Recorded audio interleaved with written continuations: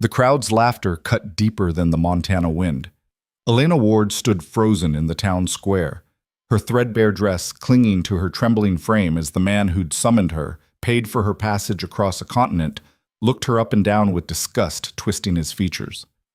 "This?" Clayton Mercer's voice boomed. "This is what 2 months' wages bought me? I ordered a wife, not a—" The laughter erupted again. 50 faces, 50 strangers, all watching her humiliation like it was Sunday entertainment. She had nowhere to go, no money, no family, nothing. Until a shadow fell across the crowd and everything changed. If you want to see how one woman's rejection became her greatest strength, stay with me until the very end. Hit that like button and comment what city you're watching from. I want to see how far Elena's story travels. The stagecoach wheels had stopped turning 3 minutes ago, but Elena Ward's hand still gripped the worn leather seat like it was the only solid thing left in the world. Through the dust-smeared window, she could see them, the people of Timber Ridge, Montana Territory, gathered in the town square like spectators at a hanging. Her hanging. "Miss?" The driver's voice cracked through her paralysis. "We've arrived." Arrived. Such a clean, simple word for the end of everything she'd known. 42 days of rattling across America in coaches that smelled like sweat and desperation. 42 nights sleeping in way stations where the walls were so thin she could hear other women crying, other mail-order brides wondering if they'd made the right choice. Elena had never cried. Not when her father died and left her with nothing. Not when the factory closed and threw 200 seamstresses into Boston's frozen streets. Not when she'd signed the contract that promised her to Clayton Mercer, a Montana rancher seeking a sturdy, practical woman of good moral character. She'd thought sturdy meant strong, capable, someone who could build a life from nothing. She hadn't realized it was a code word for something else entirely. The driver opened the door. February wind sliced through her coat, the nicest thing she owned, and it was 3 winters past respectable. She'd sewn it herself from fabric scraps, staying up until her fingers bled because she'd wanted to look like someone worth choosing. Her boots hit the frozen mud of Timber Ridge's main street. The crowd fell silent. Elena had spent the entire journey imagining this moment. She'd pictured Clayton Mercer. She'd only seen his photograph, a stern-faced man with a thick beard, stepping forward with quiet dignity. Maybe he'd offer his arm. Maybe there'd be a hint of warmth in his eyes, the beginning of something that could grow into partnership, even affection. Instead, he stayed exactly where he was, 20 feet away, surrounded by a wall of men who all wore the same expression, judgment. Clayton Mercer was bigger than his photograph suggested, taller, broader, with hands that looked like they could break fence posts in half. But it was his face that stopped Elena's breath. The way his eyes traveled over her body with the clinical assessment of a man inspecting livestock he was about to refuse. "You're Elena Ward?" His voice carried across the square. Not a question, an accusation. She forced her spine straight. 24 years of her mother's lessons echoed in her bones. Never let them see you break. Never give them that satisfaction. "I am." Her voice didn't shake. Small victory. "Mr. Mercer, I've come a very long way." "That's the problem." He cut her off, still not moving closer. "You came all this way and I'm looking at you, and I'm wondering what kind of fool game is being played here." Heat flooded Elena's cheeks despite the cold. Around them, she could feel the crowd pressing closer, smell the mix of wood smoke and horse manure and something else. Anticipation. They'd come for a show, and Clayton Mercer was about to give them one. "I don't understand," Elena said, though she was beginning to. "The advertisement said I needed a wife who could work, a woman with meat on her bones, someone who could handle ranch life." Clayton's jaw worked like he was chewing something bitter. "You look like a strong wind would snap you in half. How much do you weigh? 90 pounds soaking wet?" "I'm stronger than I look. Are you?" He finally moved, circling her like a buyer at an auction. "Because I paid good money for your passage. Sent half my earnings to that agency in Boston, and they promised me a woman, not a girl who looks like she'd faint at the sight of a chicken that needs killing." Laughter rippled through the crowd. Not kind laughter. The cruel kind. The kind that found humor in watching someone else's dreams turn to ash. Elena's nails bit into her palms. "Mr. Mercer, If you'd give me a chance to prove I've seen enough. He stopped in front of her, close enough now that she could smell whiskey on his breath. You're not what I paid for. Contract's void. The world tilted. You can't? Elena's voice finally cracked. The contract is binding. I sold everything to make the journey. I have nowhere. Should have thought of that before you lied on your application. Clayton turned away from her, addressing the crowd now instead of her.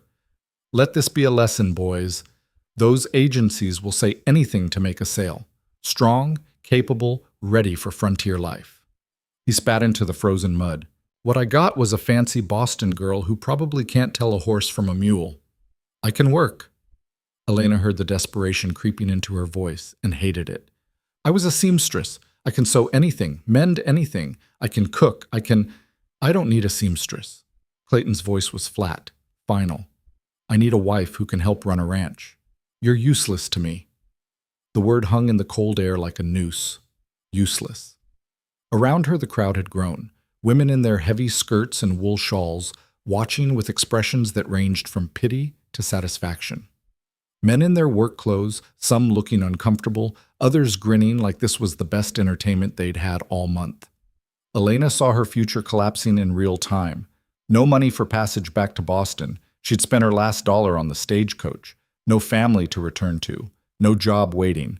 The contract had been her lifeline, her one chance at survival, and Clayton Mercer was cutting it like it was nothing. Please.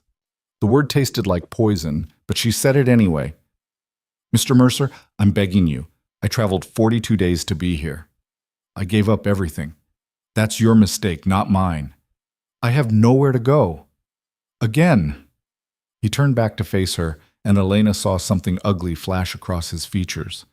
Not my problem. You want to blame someone? Blame that agency for sending me a woman who can't even fill out a dress properly. This time the laughter was louder, coarser. Men's voices mixing with women's, all of them finding hilarity in her humiliation. Elena felt something inside her start to crack. She'd been poor before. She'd been hungry before. She'd been alone before. But she'd never been mocked like this. Never had her worth measured and found wanting in front of 50 strangers who'd remember this moment every time they saw her face. If she stayed in this town, she'd be the woman Clayton Mercer rejected, the mail-order bride who wasn't good enough, the punchline to a joke that would follow her until she died or left, and she had no way to leave. Take her back. Clayton made a dismissive gesture toward the stagecoach driver. Put her on the next coach east. The driver, an older man with tobacco-stained teeth, shifted uncomfortably. Mr. Mercer, she's got no ticket, no money neither, from what I understand. Not my concern. Company policy says we can't transport passengers without payment. Then she can walk back to Boston for all I care. Clayton was already turning away. The matter settled in his mind.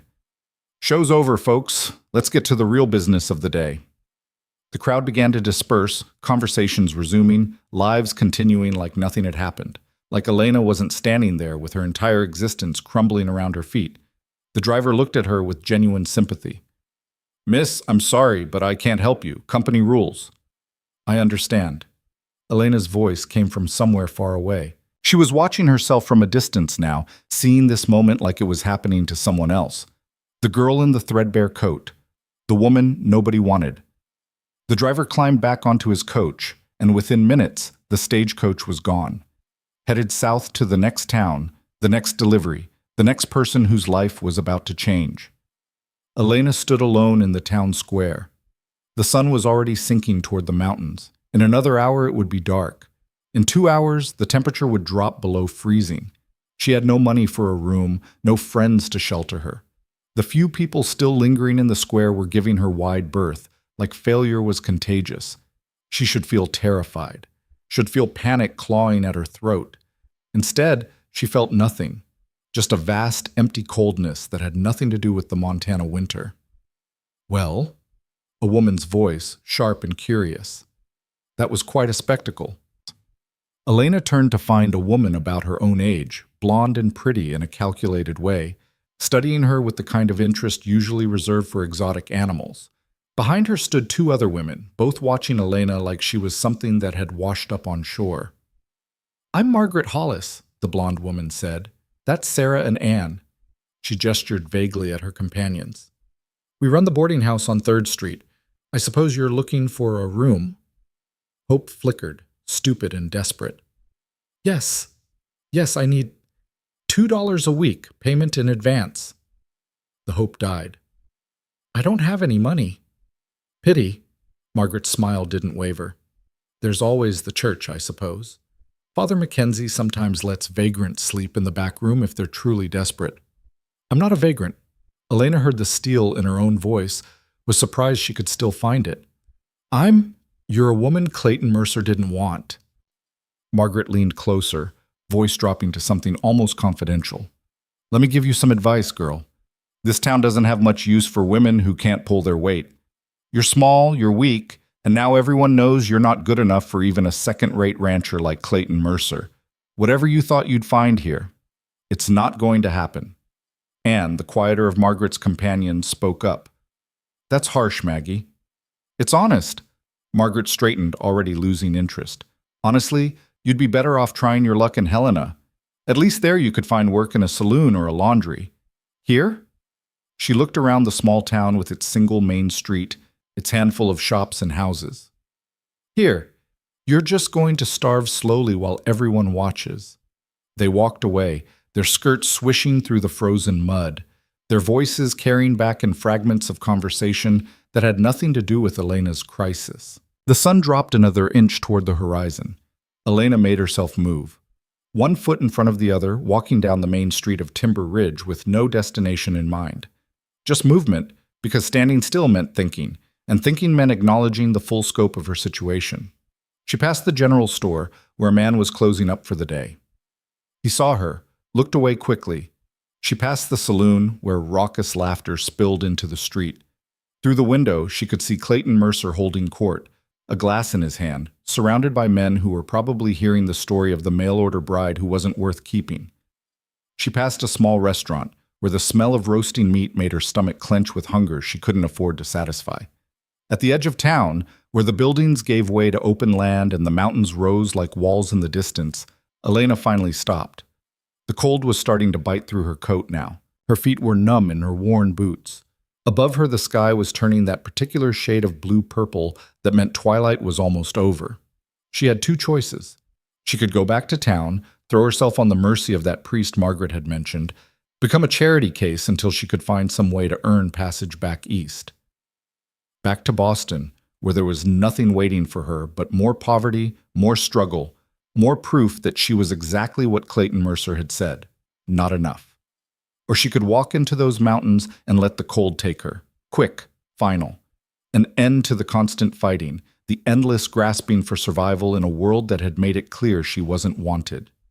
She stood there, frozen between those two futures, as the last light drained from the sky. You planning to die out here, or are you just uncommonly fond of frostbite? The voice came from behind her, deep and rough, like stones grinding together. Elena spun around. The man was massive. That was her first thought. Not just tall, she'd seen tall men before, but big in a way that made the world around him seem smaller. He had to be at least 6.5 feet, with shoulders broad enough to block the wind and hands that looked like they could palm her skull like an apple. But it was his face that caught her attention. Weathered and scarred, with a beard that couldn't quite hide the jagged line that ran from his left temple to his jaw. His hair was dark, pulled back roughly, and his eyes, even in the failing light, she could see they were an unusual gray, like winter ice over deep water. He was watching her with an expression she couldn't quite read. Not pity, not disgust. Just assessment. I'm fine, Elena said automatically, even though it was possibly the most obvious lie she'd ever told. No, you're not. He moved closer, and she realized he was carrying firewood over one shoulder, like it weighed nothing. You're the woman from the square, the one Mercer rejected. Heat flooded her face again. News travels fast. Town this small? News travels instantly. He set the firewood down, studying her more closely. You got a plan? Or were you just going to stand here until you froze? I'm working on it. Work faster. Temperature drops another 20 degrees after sunset. He paused. You got money? No? Food? No? Place to stay? No. She lifted her chin. But I'll figure something out. I don't need help? He cut her off. Pretty sure you do. Unless standing alone in the dark with no food or shelter is your idea of having things under control. Elena's hands curled into fists. I don't know who you are, but I don't need your pity. Good. I'm not offering any. He picked up the firewood again. Name's Rhett Callahan. I've got a cabin about 6 miles into the mountains. It's not much, but it's got a roof and a fire and food. You can work for your keep until you figure out your next move. She stared at him. Why would you do that? Because watching someone freeze to death isn't how I prefer to spend my evenings. His tone was matter of fact, like he was discussing the weather. And because Mercer's an ass who gets off on humiliating people in public, seeing you survive would probably irritate him, which I find appealing. You don't even know me. Don't need to? Rhett shifted the firewood to his other shoulder. Look, I'm not a good man. I'm not offering this because I'm kind or because I think you need saving. I'm offering because I live alone in the mountains and I could use someone who can cook and clean. You said you were a seamstress? Fine. I've got clothes that need mending. You work, you eat, you have a roof. Simple transaction. Elena's mind raced. Everything she'd heard about the frontier rushed back. Stories of women who disappeared, of men who lured them away from towns with promises of safety. But then again, what was her alternative? The church charity? Becoming a burden on a priest who probably had his own struggles? Walking back into that town every day and seeing the faces of people who'd watched her humiliation? At least with this stranger, she'd be away from their eyes, away from their judgment. And if he turned out to be dangerous? If this was a trap? She looked at his face again, trying to read something, anything, that would tell her if this was salvation or another kind of hell. How do I know you're not? She couldn't finish the sentence. You don't. Rhett's voice was blunt. You don't know anything about me except that I'm offering you a choice. Take it or don't. But decide fast, because I'm not standing here all night. The cold bit deeper. Her stomach cramped with hunger. In the distance, she could hear the sounds of Timber Ridge settling in for the night, doors closing, voices fading, the town tucking itself away where she wasn't welcome. Elena made her choice. I'll work hard, she said. I'll earn my keep. I won't be a burden. Something flickered across Rhett's face. Not quite a smile, but close.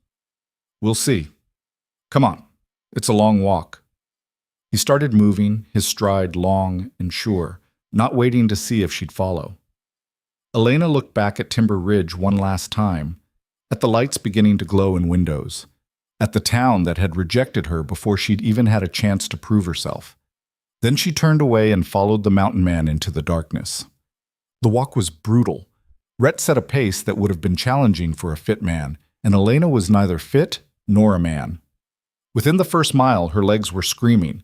By the second mile, she was using trees to pull herself forward. By the third, she was certain she was going to collapse and die in the snow, and her corpse wouldn't be found until spring. Rhett never slowed, never checked to see if she was keeping up. He just walked with the steady, relentless pace of someone who'd made this journey 1,000 times and could do it in his sleep. Pride kept Elena moving, stupid, stubborn pride that said she'd already been humiliated once today, and she'd be damned if she'd give up before they even reached wherever they were going. The trail, if it could be called that, climbed steadily upward. Trees pressed in on both sides, their branches heavy with snow that gleamed in the moonlight.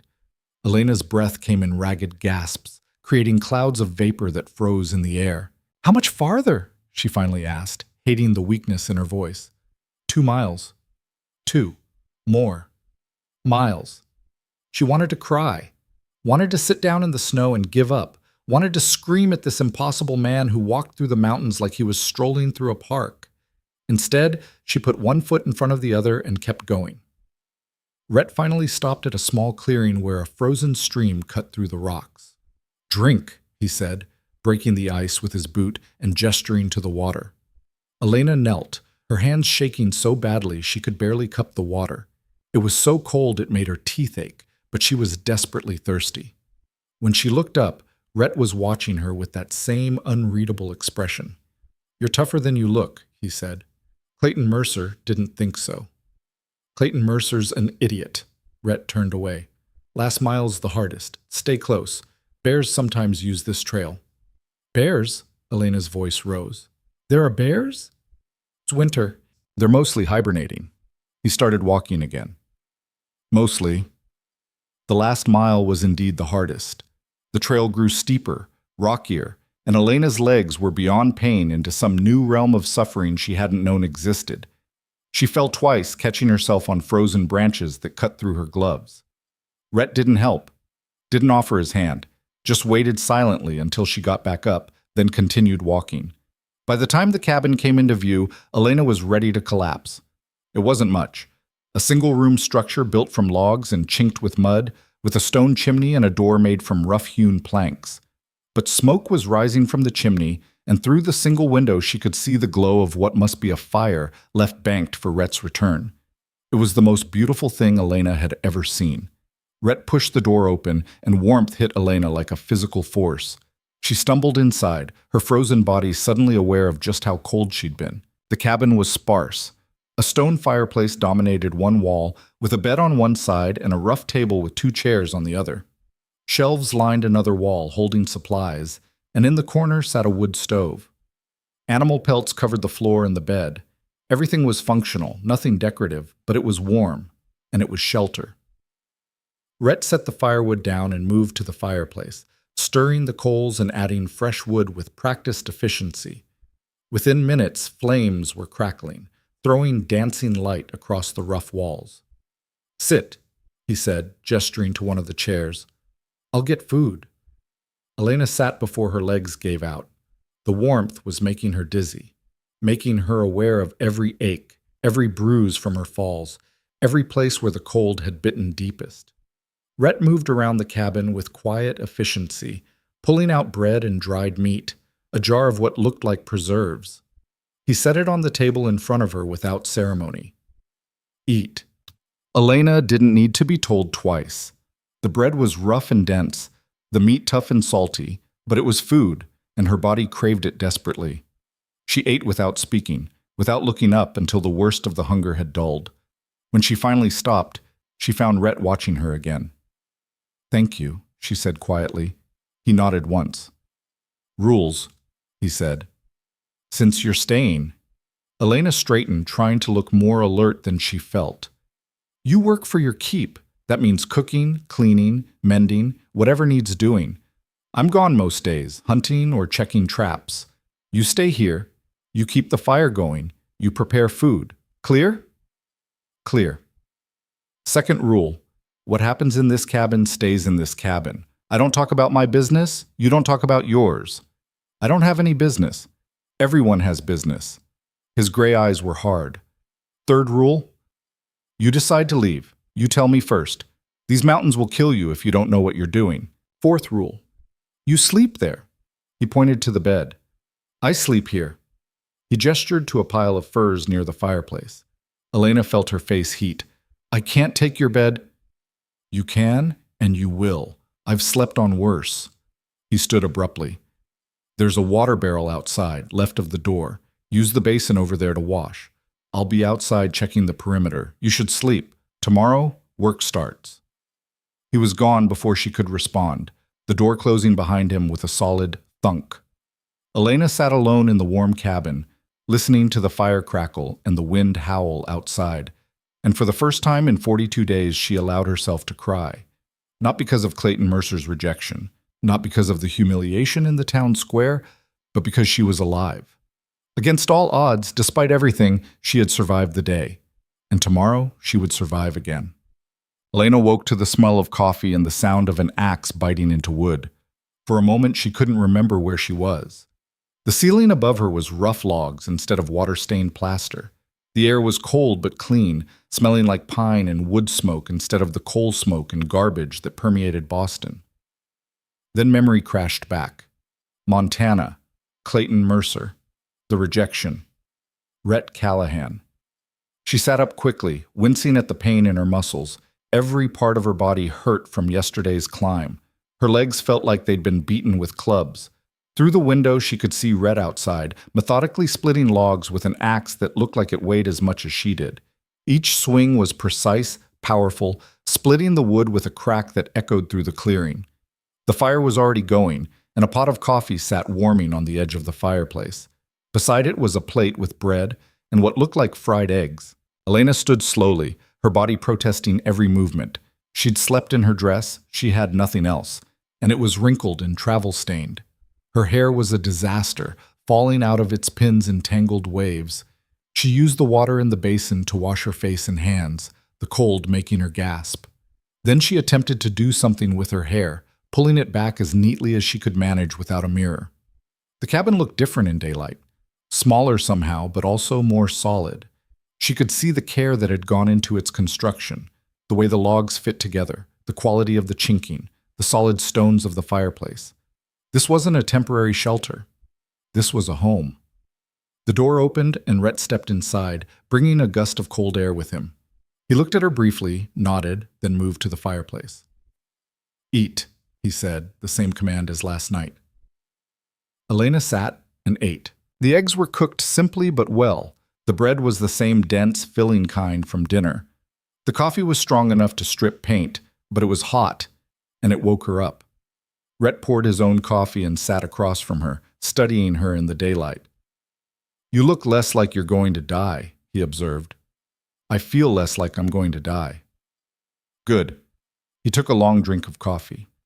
"Today I'm going to show you how things work here, where the supplies are kept, how to maintain the fire, how to fetch water without falling through the ice.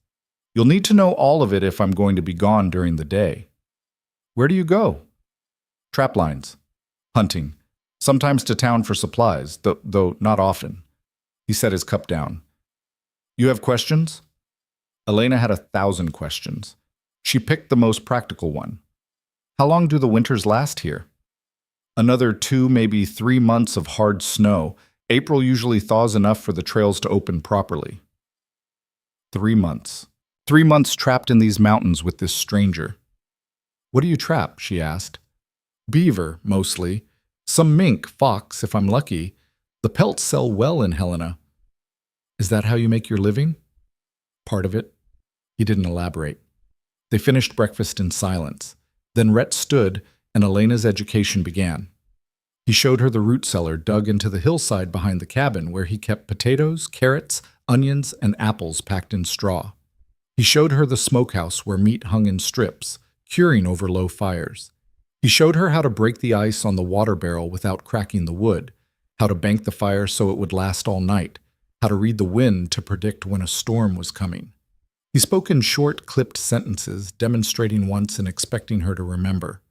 "This is the woodpile," he said, gesturing to cords of split logs stacked under a shelter. "You keep the cabin supplied. Never let it run low.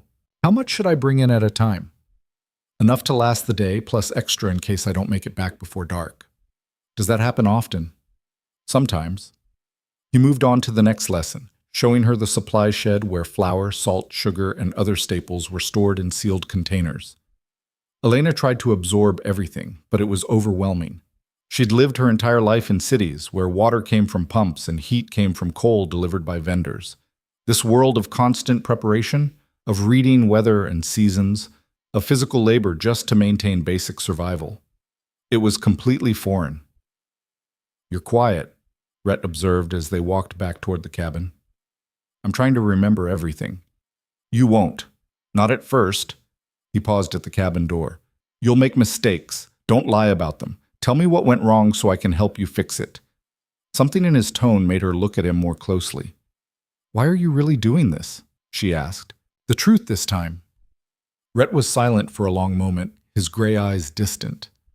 "Because nobody helped me when I needed it," he finally said. "And I remember what that felt like." Before Elena could respond, he turned away. "I'm heading out to check the north trap line. I'll be back before dark. Keep the fire going. There's stew in the pot. Warm it for lunch. Don't go wandering outside the clearing." "Why not?" "Because you don't know the land yet. Because there are cliffs hidden under snow. Because predators smell weakness, and you're about as weak as they come."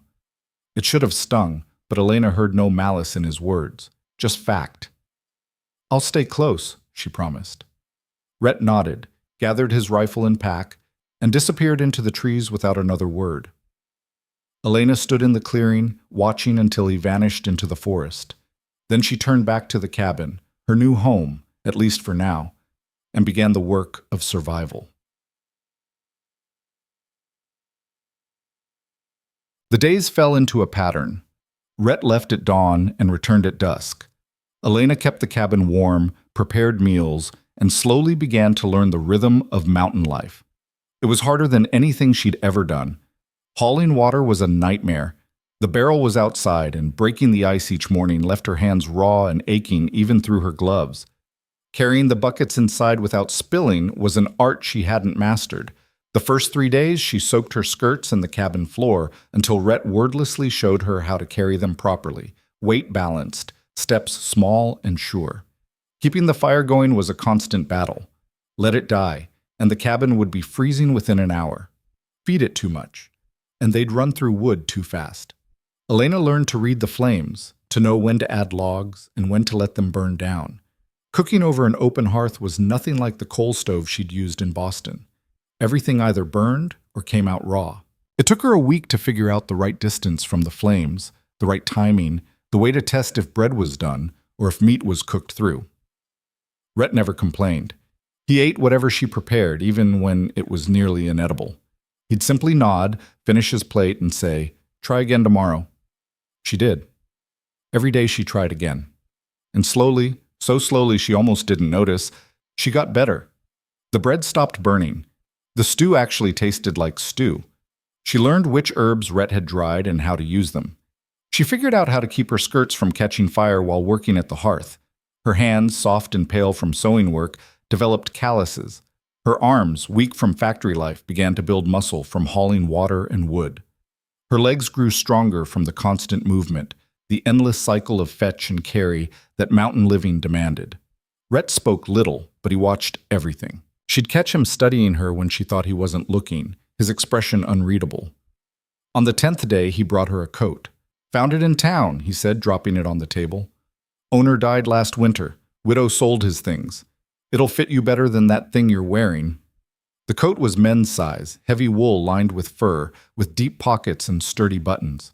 It was too big, but it was warmer than anything Elena had ever owned. "How much?" she asked. "Nothing." Told her I'd take it off her hands. "I can't just... You'll freeze in that." He gestured to her threadbare coat. "Can't work if you're frozen. Take it." Elena took it. That night, she used her sewing skills to take in the worst of the excess fabric, reshaping it to fit her frame better. It was still too large, but it was warm, and when she wore it the next morning, Rhett nodded in approval. "Better," was all he said. On the 15th day, he taught her to shoot. "I don't need to know how to shoot," Elena protested as he handed her a rifle. "You do if you want to survive." He positioned her in the clearing, adjusted her grip on the weapon. "Wolves, bears, cougars, they all come through here sometimes. If I'm gone and something comes for you, you need to be able to defend yourself." His hands were impersonal as he corrected her stance, moved her shoulders, adjusted her feet. But Elena was acutely aware of how close he was standing, the solid warmth of him behind her, the smell of pine and leather, and something else. Something distinctly him. "Don't think," he said quietly, his voice near her ear. "Don't aim. Just point and shoot." The rifle kicked hard enough to bruise her shoulder. The shot went wide, missing the target entirely. Again. They practiced until her shoulder was purple and her ears were ringing. By the end, she could hit the target, a mark on a tree, about half the time. "Good enough," Rhett said. "We'll practice more tomorrow." They did. Every day, after her morning chores, they practiced. Elena's aim improved slowly, but it improved. She started to understand what Rhett had meant about survival. It wasn't one big thing. It was 1,000 small things, each one mattering, each one potentially the difference between life and death. It was knowing which snow was safe to walk on and which hid ice that would break under your weight. It was understanding that the quiet in the forest sometimes meant peace and sometimes meant a predator was near. It was learning to read the sky, the wind, the behavior of birds and small animals, all of them telling stories about what was coming. Rhett taught her all of it with the same patient, relentless consistency he applied to everything else. And Elena learned, not because she wanted to impress him, not because she cared what he thought, but because every lesson was armor against the world that had tried to break her. Every skill was proof that Clayton Mercer had been wrong. She wasn't weak, she was just untrained, and she was learning fast. The first storm hit on the 23rd day. Elena woke to a silence so complete it felt like the world had stopped breathing. Through the cabin's single window, she could see nothing but white. Not falling snow, but a wall of it, as if someone had hung a sheet across the glass. Rhett was already up, standing at the window with his coffee, studying the blizzard with the calm assessment of a man who'd seen 100 like it. "How long will it last?" Elena asked, pulling the fur-lined coat tighter around her shoulders. 2 days? Maybe 3? He didn't turn from the window. "We're snowed in. Nobody goes out in this. The drifts will be over your head by noon." Elena moved to stand beside him, looking out at the whiteout. Already she could barely make out the woodpile 20 feet from the cabin. The shed where they kept supplies had vanished completely into the storm. "Have we got enough wood inside?" she asked. Rhett glanced at her, and something that might have been approval flickered across his face. "You brought in extra yesterday. We're fine for 3 days if we're careful." "Food? Plenty. Water barrels full." He finally turned away from the window. "We just waited out." Elena had never been good at waiting. In Boston, there had always been work to do, pieces to sew, deliveries to make, something to keep her hands busy and her mind occupied. The idea of being trapped inside a single room for days made her skin itch. But Rhett seemed completely unbothered. He settled into his chair, pulled out a knife and a piece of wood, and began to carve with the easy patience of someone who'd spent countless hours doing exactly this. Elena watched him for a moment, then moved to the corner where she'd discovered a basket of his clothes that needed mending. She'd been working through them slowly, shirts with torn seams, pants with holes worn through the knees, socks that needed darning. They fell into silence, the only sounds the howl of wind outside and the soft scrape of Rhett's knife against wood. An hour passed, then 2. Elena's curiosity finally got the better of her. "What are you making?" "Spoon." He held it up. She could see the rough shape of it now, emerging from the wood. "Last one cracked." "How did you learn to do that?" "Practice." He went back to carving. "You learn a lot when you live alone." "How long have you been up here?" 5 years. Elena's hand stilled on the shirt she was mending. 5 years? Alone? Mostly. Don't you get lonely? Rhett was quiet for so long she thought he wasn't going to answer. Then, lonely's better than the alternative. There was something in his voice, something dark and final, that made Elena bite back her next question. She returned to her mending, but her mind was working. 5 years in these mountains, alone, by choice, from the sound of it. What could drive a man to choose this kind of isolation? "What about you?" Rhett's voice broke through her thoughts. "You said you were a seamstress in Boston. How'd you end up answering a mail-order bride advertisement?" Elena's needle paused. She'd been dreading this question, dreading having to admit just how desperate she'd been. "My father died 3 years ago," she said quietly. "Left debts.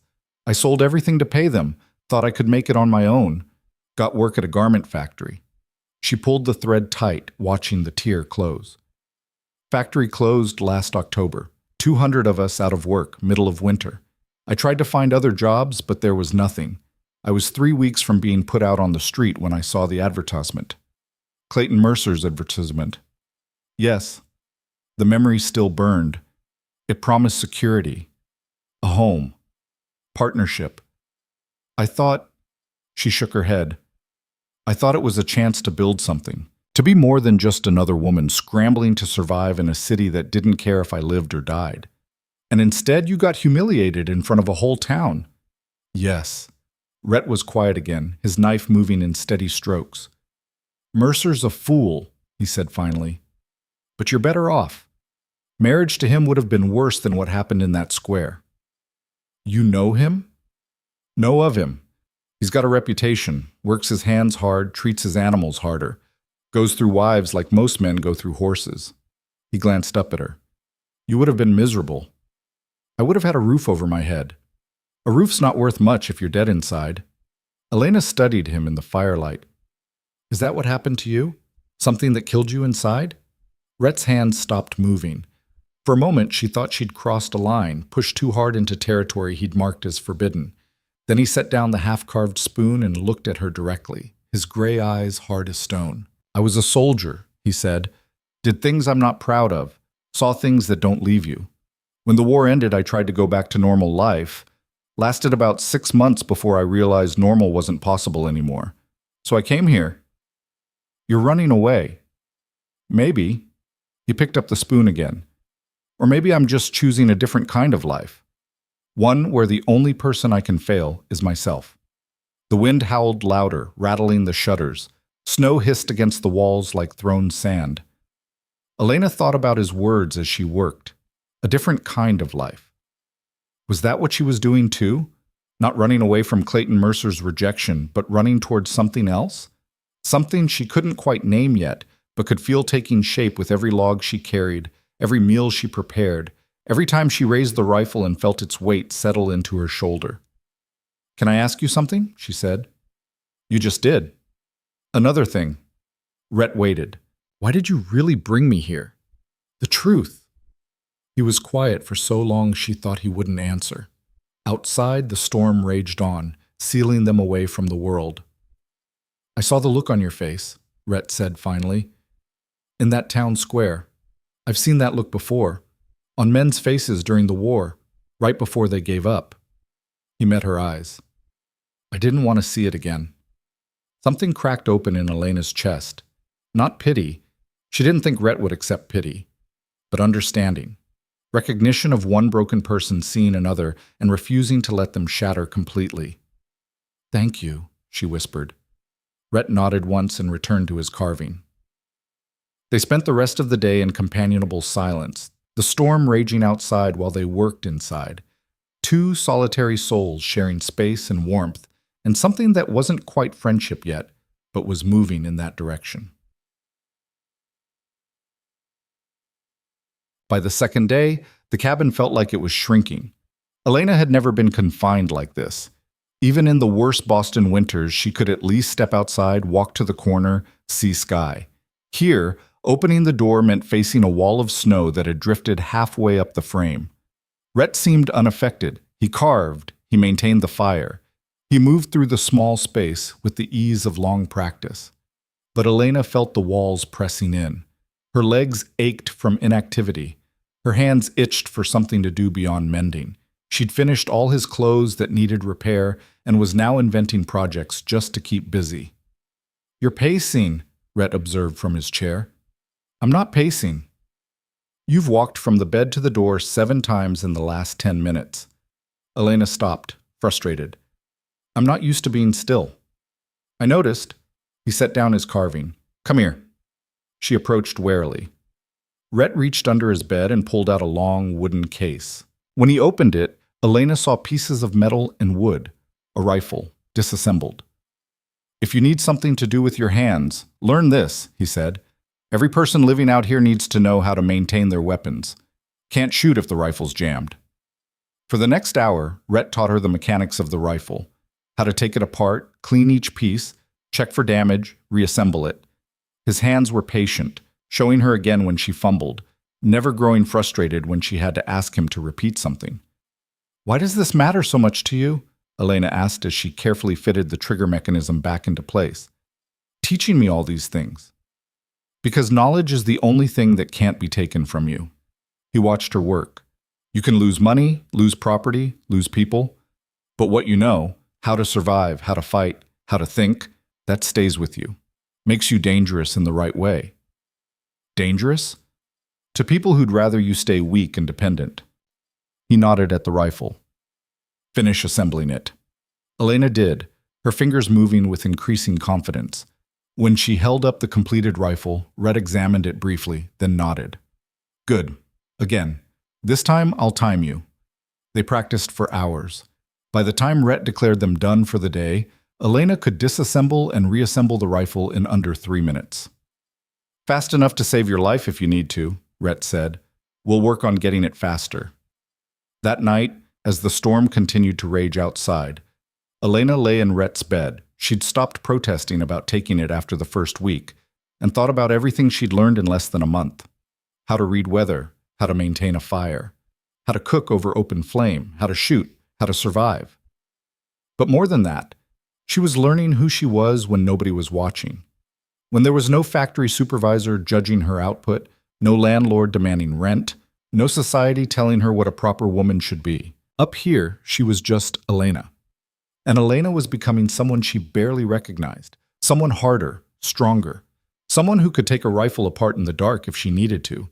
She fell asleep to the sound of wind and the quiet rhythm of Rhett's breathing across the room, and for the first time in her life, she felt something that might have been safety. The storm broke on the third day, revealing a world transformed. Snow had piled so high that Rhett had to dig a tunnel just to get the door open. When Elena finally stepped outside, she gasped. Everything was buried. The woodpile was a series of humps under white blankets. The shed had vanished completely. The trees looked like they were holding up the sky, their branches bent under the weight of snow. And it was still snowing, though lightly now, fat, lazy flakes drifting down like feathers. Beautiful, Elena breathed. Rhett, already working to clear a path, grunted. Beautiful until you have to dig through it. They spent the morning digging, Elena with a shovel Rhett found for her, working to clear paths to the woodpile, to the water barrel, to the shed. The work was backbreaking, and within an hour, Elena was sweating despite the cold. But there was something satisfying about it, too. About seeing the path emerge, about knowing her work had tangible results. You're getting stronger, Rhett observed, watching her heft a shovelful of snow. Elena paused, looking down at her arms. He was right. The sleeves that had hung loose on her when she'd arrived now fit snugly over muscles that hadn't existed a month ago. I feel stronger, she admitted. Good. You'll need it. He drove his shovel into the snow. Winter's only half over. By afternoon, they'd cleared enough space to function. Rhett disappeared into the forest to check his trap lines, the first time he'd been able to go in 3 days. Elena stayed behind, keeping the fire going and preparing dinner. But something had shifted during those 3 days trapped inside together. The silence between them felt different now. Not uncomfortable, but familiar. Like they'd settled into an understanding that didn't require words. She was stirring stew when Rhett returned, carrying 2 rabbits and looking pleased. Traps did well despite the storm, he said, hanging the rabbits outside to freeze. We'll have fresh meat for a few days. I'll prepare them tomorrow, Elena said. Rhett paused. You know how to dress a rabbit? No, but you'll teach me, won't you? Something flickered in his expression. Surprise, maybe, or approval. Yeah, I'll teach you. They ate dinner as the sun set, painting the snow-covered world in shades of pink and gold. Through the window, Elena could see the mountains rising like walls around them, beautiful and brutal and utterly indifferent to human struggle. Do you ever think about going back? She asked quietly. To civilization? No. Why not? Rhett set down his spoon. Out there, I'm a killer, a man with blood on his hands and nightmares that don't stop. People look at me and see something broken, something dangerous, something to be afraid of. He gestured to the window, to the wilderness beyond. Out here, I'm just a man trying to survive winter. The mountain doesn't care about my past. The animals don't judge. There's a kind of peace in that. Elena thought about the crowd in Timber Ridge's town square. The laughter, the judgment, the way they'd looked at her like she was a curiosity, a failure, something less than human. I understand, she said. Rhett studied her face. Yeah, I think you do. The weeks blurred together after that, marked by the slow progression of winter and the steady expansion of Elena's capabilities.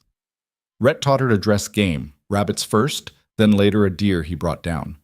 The work was messy and difficult, but Elena forced herself not to flinch, not to show weakness. She learned where to cut, how to remove the hide without damaging it, how to butcher the meat efficiently. Her hands, once soft and clean, became stained and calloused.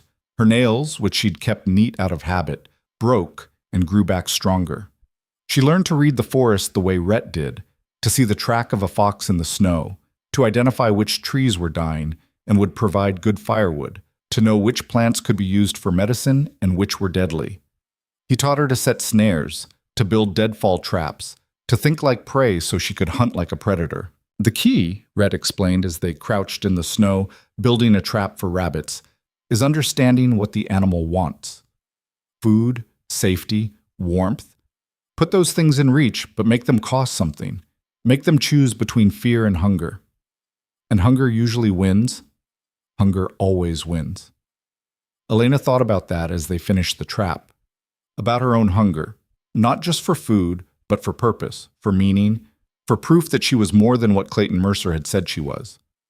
Wasn't that why she was here? Because hunger for survival had overcome fear of the unknown? One morning, nearly 2 months after her arrival, Rhett handed her the rifle. "You're going with me today," he said. Elena blinked. "Where?" "North Ridge. I need to check a trap line, and it's too far for one trip. We'll make camp overnight." "Overnight?" Her heart hammered. "In the wilderness?"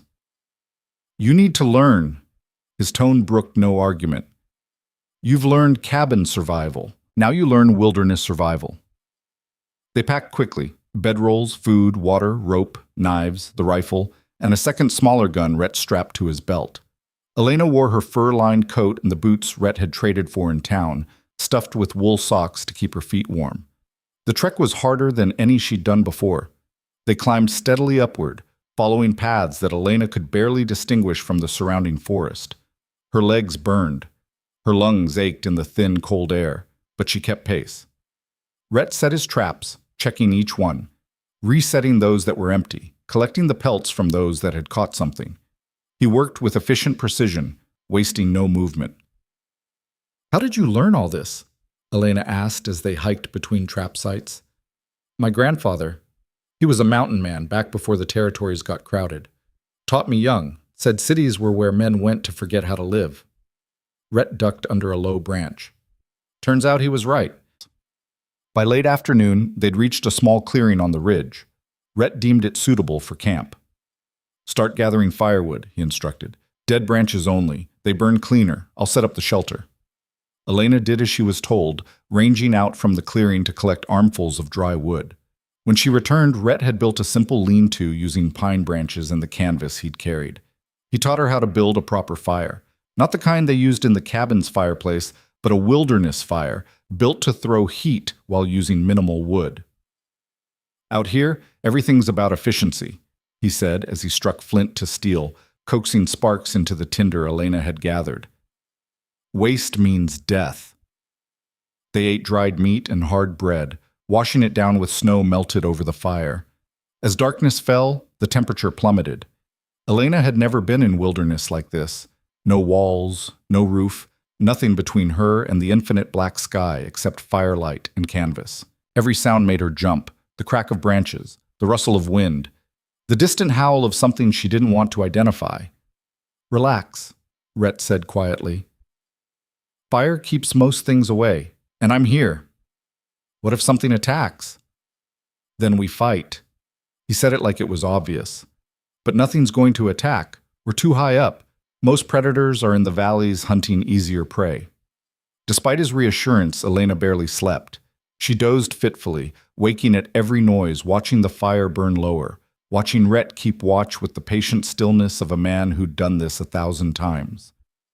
When dawn finally came, cold and clear, Elena was exhausted, but also exhilarated.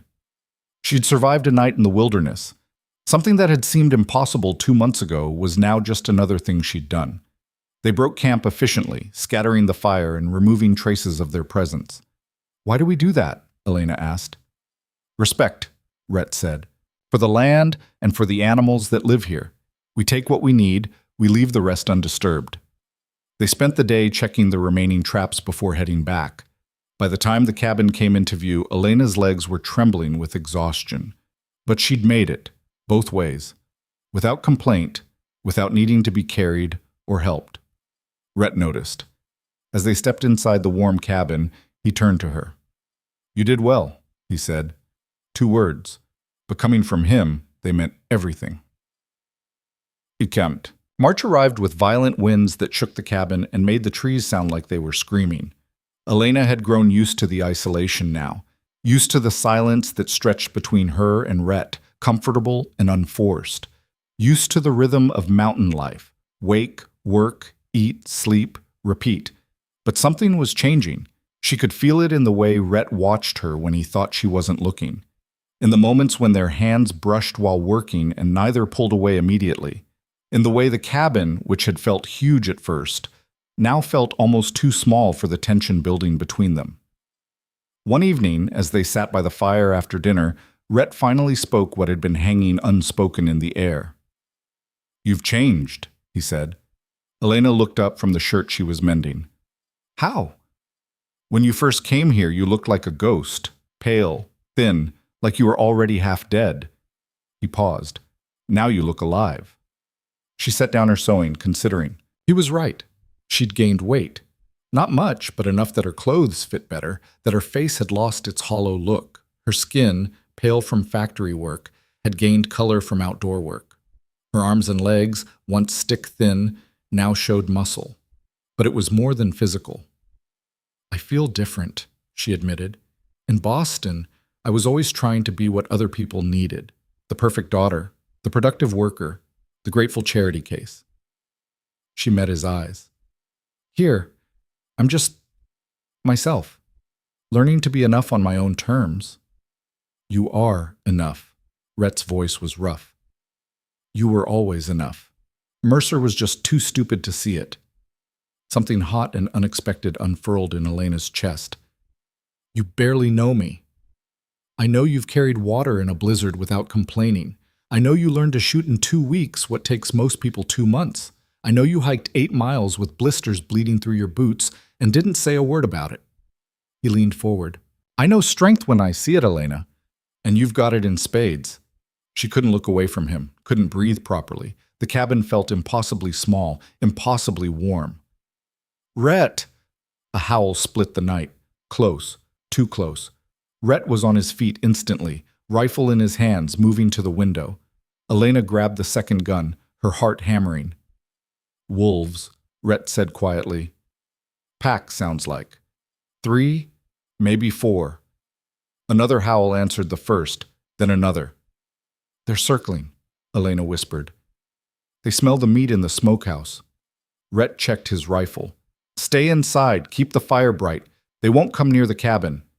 But even as he said it, Elena heard something that made her blood freeze, the sound of wood splintering. The smokehouse. "They're in the shed," Rhett snarled. He grabbed his coat. "I have to drive them off or they'll destroy everything. Don't go out there alone. Stay inside." It was the first time he'd raised his voice at her, sharp with command and fear. "Lock the door behind me. Don't open it unless you hear my voice." He was gone before she could argue, disappearing into the night with just his rifle and a torch. Elena stood frozen, listening to the chaos outside, snarling, Rhett shouting, a gunshot that made her jump. Then silence. Terrible, complete silence. "Rhett?" she called. Nothing. "Rhett!" Still nothing. Every instinct screamed at her to stay inside, to follow his orders, to trust that he could handle it. But something else, something new and fierce, demanded that she move. Elena grabbed her coat and rifle, hands shaking but determined. She checked the chamber, loaded. She took a breath, remembered everything Rhett had taught her about shooting in darkness, about fear, about choosing courage over safety. Then she opened the door and stepped into the night. The world outside was chaos. 2 wolves lay dead near the smokehouse, and another was circling in the clearing. But Rhett, he was on the ground, his rifle 3 feet away, facing the largest wolf Elena had ever seen. The creature was massive, easily 150 pounds, with eyes that gleamed yellow in the moonlight. Rhett was trying to reach his rifle, but the wolf was between him and the weapon, snarling, preparing to lunge. Elena raised her rifle. The world narrowed to a single point. The wolf, the target, the shot she had to make. Don't think. Don't aim. Just point and shoot. Rhett's words echoed in her head as her finger found the trigger. The rifle kicked. The shot exploded across the clearing. The wolf dropped mid-lunge, dead before it hit the ground. For a moment, everything was frozen. Rhett on the ground, Elena with the rifle still raised, 3 dead wolves scattered across the clearing. Then Rhett moved, grabbing his rifle, checking the tree line for more threats. "Clear," he finally said, his voice rough. Elena lowered her weapon, her whole body starting to shake now that the danger had passed. She'd killed something, taken a life to save another. Rhett crossed the clearing in 3 strides and gripped her shoulders. "I told you to stay inside," he said, but there was no anger in his voice. Only something raw and complicated. "I know. You could have been killed. So could you." They stared at each other, both breathing hard, both covered in snow and blood and the aftermath of violence. "You saved my life," Rhett said quietly. "You saved mine first." His hands tightened on her shoulders. In the moonlight, his eyes were dark and intense. "Elena." But whatever he was going to say was lost as the reality of what had happened crashed over them both.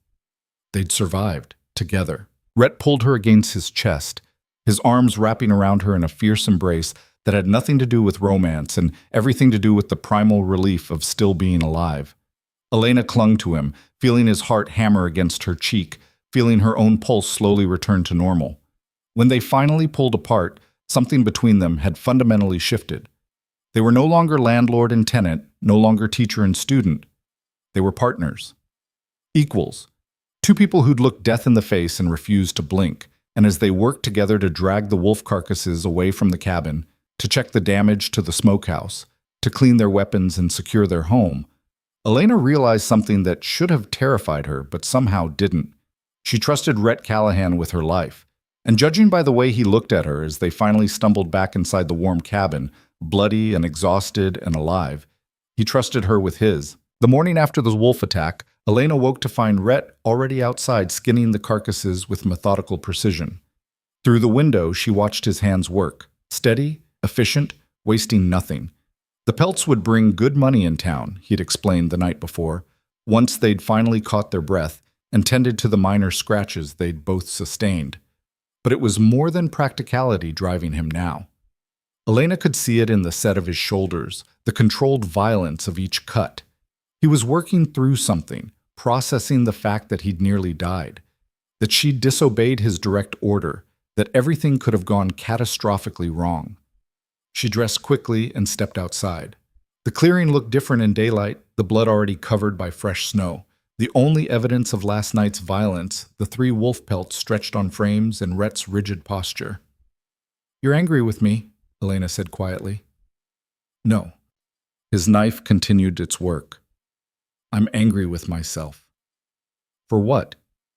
"For being careless, for not securing the smokehouse better, for putting you in a position where you had to make that choice." He finally looked up, his gray eyes haunted. "You could have died, Elena. One wrong step, one missed shot, and that wolf would have torn you apart." "But I didn't miss. This time." He set down the knife, wiping his hands on a rag. "What about next time? What about the time after that? You think luck lasts forever out here?" Elena crossed her arms. "Is that what you think it was? Luck? What else would you call it?" "Skill, training, everything you taught me." She moved closer, refusing to let him retreat into guilt. "You taught me to shoot, Rhett. You taught me to stay calm under pressure, to breathe, to focus. Last night wasn't luck. It was survival. And I survived because of you." He shook his head, jaw tight. "If something had happened to you, but it didn't." Elena reached out, gripping his arm. "I'm here. You're here. We're both alive because we fought together." Rhett looked down at her hand on his arm, and something shifted in his expression. The anger drained away, replaced by something rawer, more vulnerable. "I'm not used to this," he said quietly. "Used to what?" "Caring whether someone lives or dies." His voice was rough. "I came up here to be alone, to not have to worry about anyone else. And now—" He stopped, seeming to struggle with the words. "Now I can't stop thinking about what would have happened if that wolf had reached you first." Elena's heart hammered in her chest. "Rhett, you're not just my responsibility anymore," he continued, the words coming faster now, like he had to get them out before he lost his nerve. Somewhere between teaching you to shoot and watching you haul water in a blizzard, you became something else. Someone I... He stopped again, and this time the silence stretched. The wind whispered through the pines.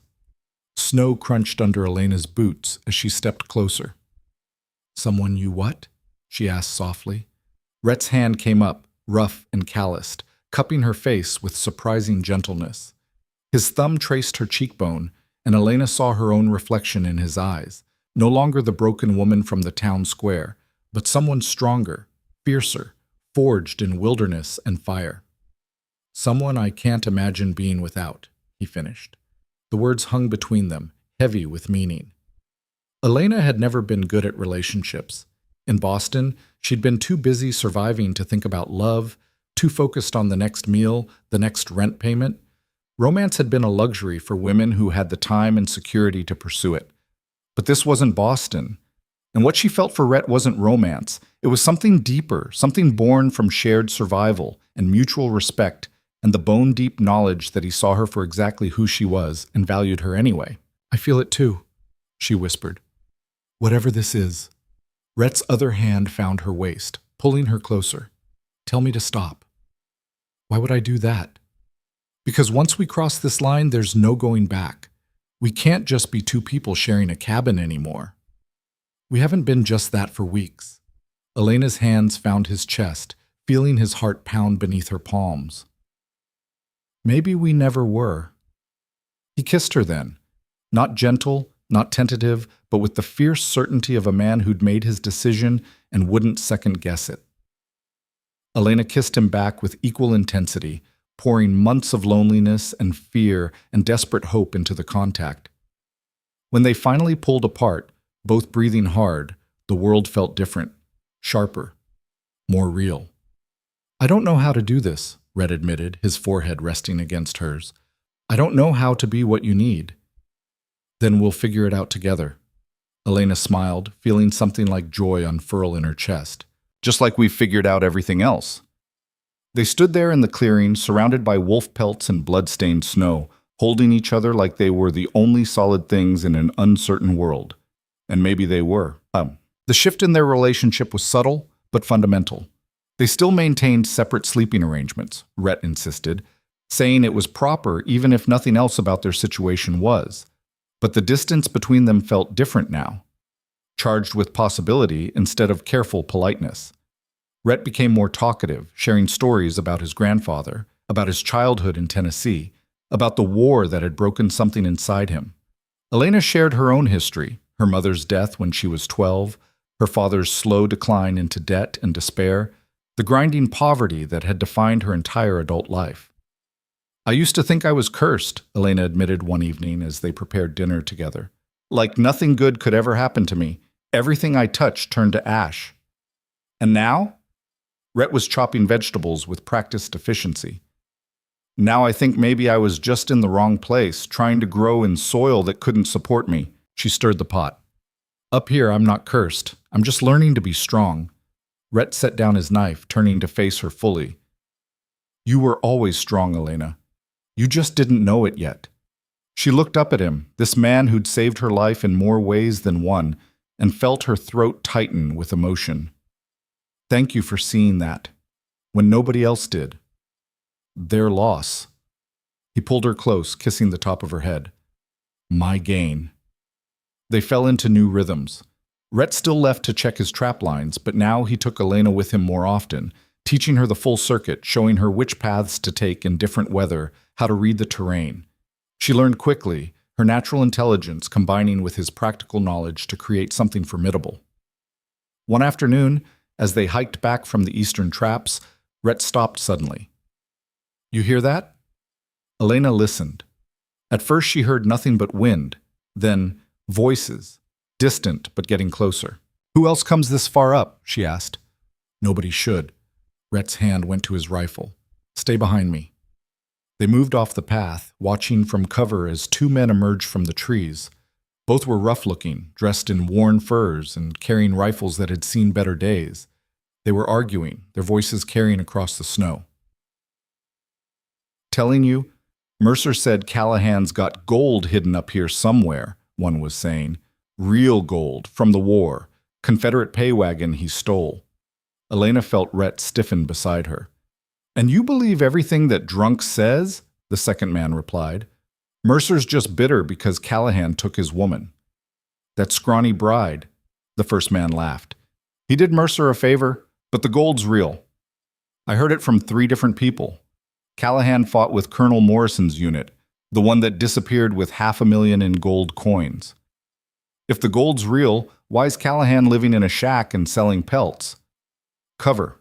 Man, that's smart. He'd hide it somewhere nobody would look. The voices faded as the men continued past, heading deeper into the mountains. Rhett stayed frozen, his jaw clenched so tight Elena could see the muscle jumping. Is it true? She asked quietly. About the gold? For a long moment, she thought he wouldn't answer. Then he exhaled slowly, his breath clouding in the cold air. Yes and no, he said. There was gold. Morrison's unit was transporting payment for Confederate soldiers when the war ended. Most of the men wanted to return it, but Morrison had other ideas, said the Confederacy was dead, the money was worthless to them, might as well take it and start new lives. And you were part of that unit? I was 18 years old, starving, watching my country tear itself apart. Rhett's voice was flat. Morrison made it sound reasonable. We'd earned it, he said, paid for it in blood. What happened? What always happens when men get greedy. Somebody talked. Union soldiers came looking. We scattered. Morrison took half the gold and disappeared. The rest of us split what was left and ran in different directions. He turned to face her. I took my share, about $5,000 in gold coins, and came here. Figured I'd use it to start over, to build something clean. Have you used any of it? Not a cent. It's buried under the smokehouse, right where those wolves were attacking. A bitter smile crossed his face. Seemed fitting, blood money protected by blood. Elena processed this. And people know about it? Rumors, stories. Men like to talk, especially when they're drinking. Mercer probably heard the tales and decided they were true. Rhett's hand tightened on his rifle. This is why I came up here, why I stayed alone. Because greed makes men do terrible things, and I wanted no part of it. Those men who just passed, they'll be back, with others. I know. What are we going to do? Rhett looked at her, and Elena saw something shift in his expression. Not fear, but calculation. He was already planning, already thinking 3 moves ahead. We prepare, he said. Winter's almost over. Once the pass is clear, we'll have company. Men looking for easy money, and we need to be ready. They made it back to the cabin as the sun was setting. Rhett immediately began checking their defenses, securing shutters, reinforcing the door, taking inventory of ammunition. How many do you think will come? Elena asked. Hard to say. Could be just those 2. Could be a dozen. He loaded his rifle with methodical care. Depends on how the story spreads, how desperate men get. And if they find the gold, then they'll kill us both. Can't leave witnesses who know what they did. The casual way he said it made Elena's blood run cold, but she'd learned enough about frontier justice to know he was right. Up here, law was whatever you could enforce with a gun. Teach me more, she said suddenly. Rhett looked up. More what? Everything. Fighting, tactics, how to defend this place. She met his eyes steadily. If men are coming for us, I need to be more than just someone who can shoot. I need to be someone who can fight. For a long moment, Rhett studied her. Then he nodded slowly. All right, he said. But it won't be easy. Real fighting isn't like target practice. I know. You might get hurt. I've been hurt before. Something fierce and proud flashed in Rhett's eyes. Then let's begin. The next 2 weeks were brutal. Rhett trained Elena like she was a soldier preparing for war. He taught her how to move silently through the forest, how to use terrain for cover, how to reload a rifle while running. He showed her the vulnerable points on a human body, the places where a knife strike would disable or kill. It should have been horrifying. Instead, Elena felt something click into place inside her. This was survival stripped to its most basic form, the knowledge and will to protect yourself and those you cared about. They sparred hand to hand, Rhett pulling his punches, but not by much. Elena learned to fall without injury, to use her smaller size as an advantage, to go for eyes and throat when strength failed. She got hurt. Bruises bloomed across her arms and legs. She split her lip, learning to dodge. Her knuckles bled from practicing strikes on tree bark. But she got better. One afternoon, she actually managed to disarm Rhett during a drill, using a move he'd taught her to knock the knife from his hand. For a second, they both froze, surprised. Then Rhett smiled, a real smile, full of genuine pride. "Good," he said. "Again." They also prepared the cabin. Rhett showed Elena the weak points in their defenses, and they worked to shore them up. They moved extra ammunition inside, stored water and food in multiple locations in case they got trapped, created escape routes through the back window. "If it comes to a fight," Rhett explained as they worked, "we want options. Multiple ways out, multiple defensive positions, supplies hidden so they can't destroy everything in one attack." "You're talking like we're going to war." "We might be." He hammered another board across the shutter. "Better to prepare for the worst and be wrong than to assume the best and die unprepared." Elena couldn't argue with that logic. As March gave way to April, the snow began to melt in earnest. Water dripped from the roof in constant streams. The trails became muddy, treacherous, and the isolation that had protected them all winter began to crack. Rhett spotted tracks near the eastern trap line, boot prints, multiple sets, circling the cabin from a distance. "They're scouting," he said grimly, "learning our patterns, figuring out when we're vulnerable." "How long before they make their move?" "Soon. They'll wait until the passes are fully clear so they can escape quickly once they have what they came for." That night, as they sat by the fire, Elena found herself studying Rhett's face in the firelight. The scars she'd stopped noticing, the hard lines that softened when he looked at her, the gray eyes that had seen too much but still held hope. "I'm not afraid," she said quietly. "You should be." "I'm not." She reached for his hand. "Whatever comes, we face it together. That's all that matters." Rhett pulled her close, his arms wrapping around her with desperate strength. "I never wanted to drag you into this. You deserve better than a life of hiding and fighting." "I deserve exactly this." Elena pulled back to look at him. "I deserve to be with someone who sees me as an equal, who trusts me to stand beside him instead of behind him, who taught me that I'm not weak or useless or any of the things Clayton Mercer said." She touched his face. "I deserve you, Rhett Callahan, and you deserve me." He kissed her then, fierce and claiming, and Elena kissed him back with all the passion and certainty that had been building between them for months. When they finally broke apart, both breathing hard, Rhett rested his forehead against hers. "When this is over," he said roughly, "when we've dealt with whoever's coming, I want to do this properly. I want to marry you, Elena. Make this official. Build a real life together." Elena's heart soared. "Yes." "You didn't let me finish. I don't need to hear the rest." "Yes. To all of it. To whatever comes after." Rhett laughed, the sound rusty but genuine, and pulled her close again. They stayed like that for a long time, holding each other in the warm cabin while outside the snow melted and danger circled closer. The attack came on a clear April morning. Elena was hauling water when she heard it, the crack of a branch that sounded wrong, too deliberate. Her hand went to the knife at her belt as she scanned the tree line. 3 men emerged from the forest. The 2 from before, plus a third who was bigger, meaner looking, with a scar that ran from ear to jaw. "Morning, miss," the scarred man said, his voice deceptively pleasant. "Beautiful day, isn't it?" Elena's mind raced. Rhett was inside the cabin. She was exposed, vulnerable, but she'd learned from him. Never show fear, never give them an opening.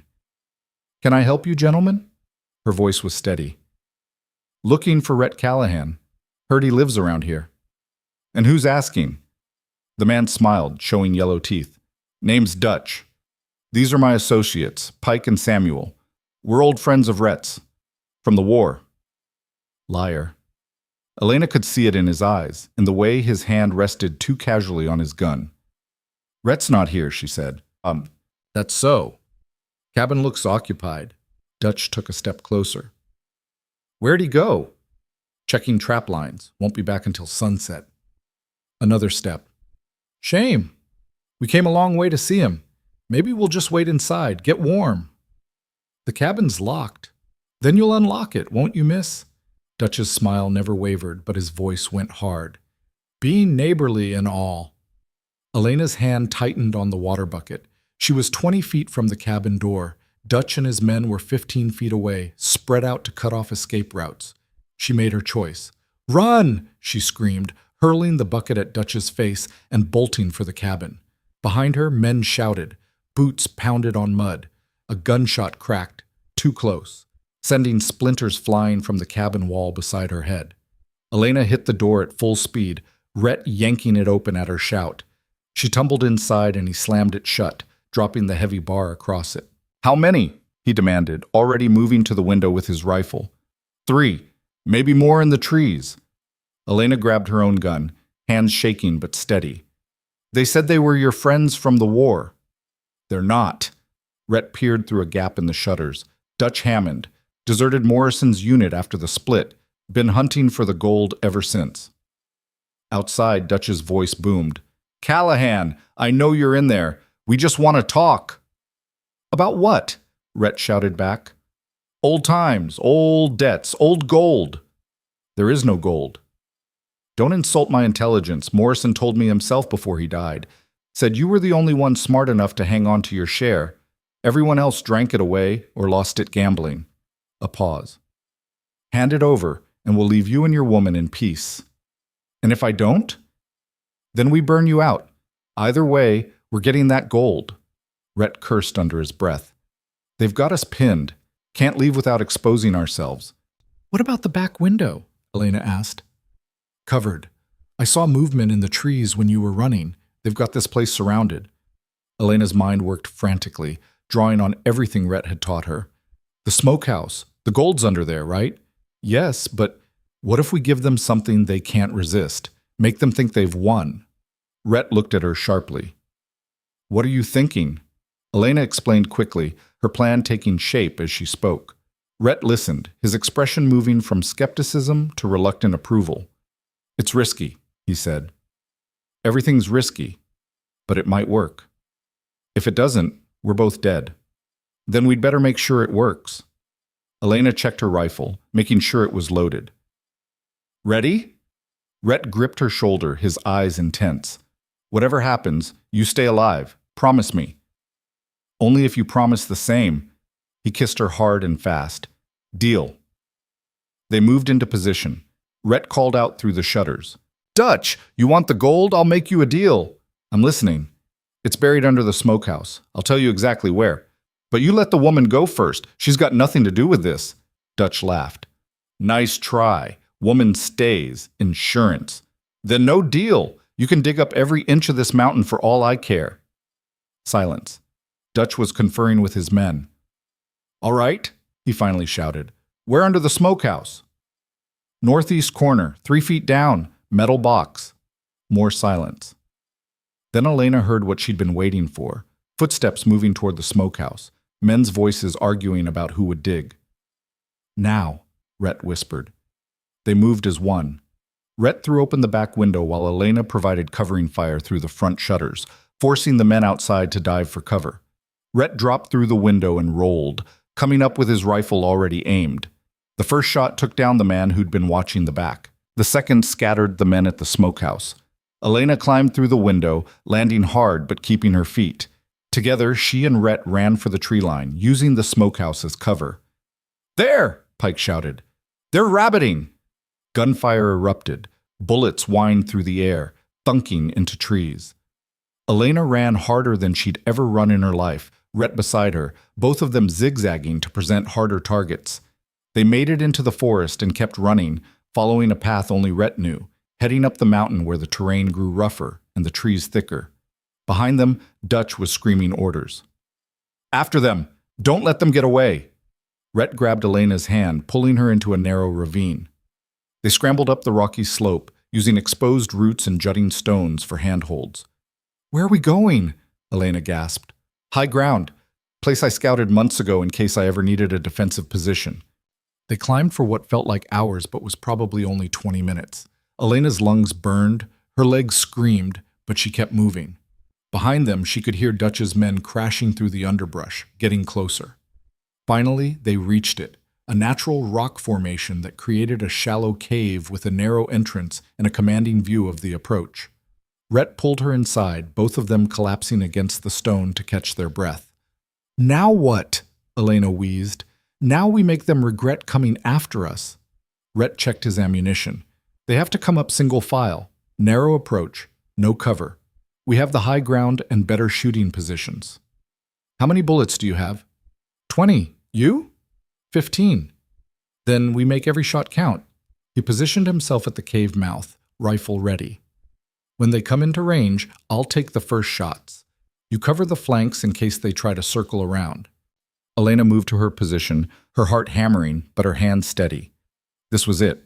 The moment all their training had been building toward. Below, she could see movement. Dutch and his men arguing about the best approach. "They know we're up here," Rhett murmured. "Question is whether they're smart enough to wait us out or stupid enough to charge." The answer came moments later when Dutch's voice echoed up the slope. "Callahan, you're trapped. Come down and we'll make this quick." "Go to hell, Dutch." "Have it your way." Gunfire erupted from below. Bullets ricocheted off the rocks, sending chips of stone flying. Elena pressed herself flat, feeling the impacts shudder through the mountain. Rhett returned fire, his shots measured and precise. A man screamed, hit, but not fatally. "They're moving up the left side," Elena called, spotting movement. "Take the shot." Elena aimed, breathed, fired. The rifle kicked against her shoulder. Below, a man stumbled and fell, clutching his leg.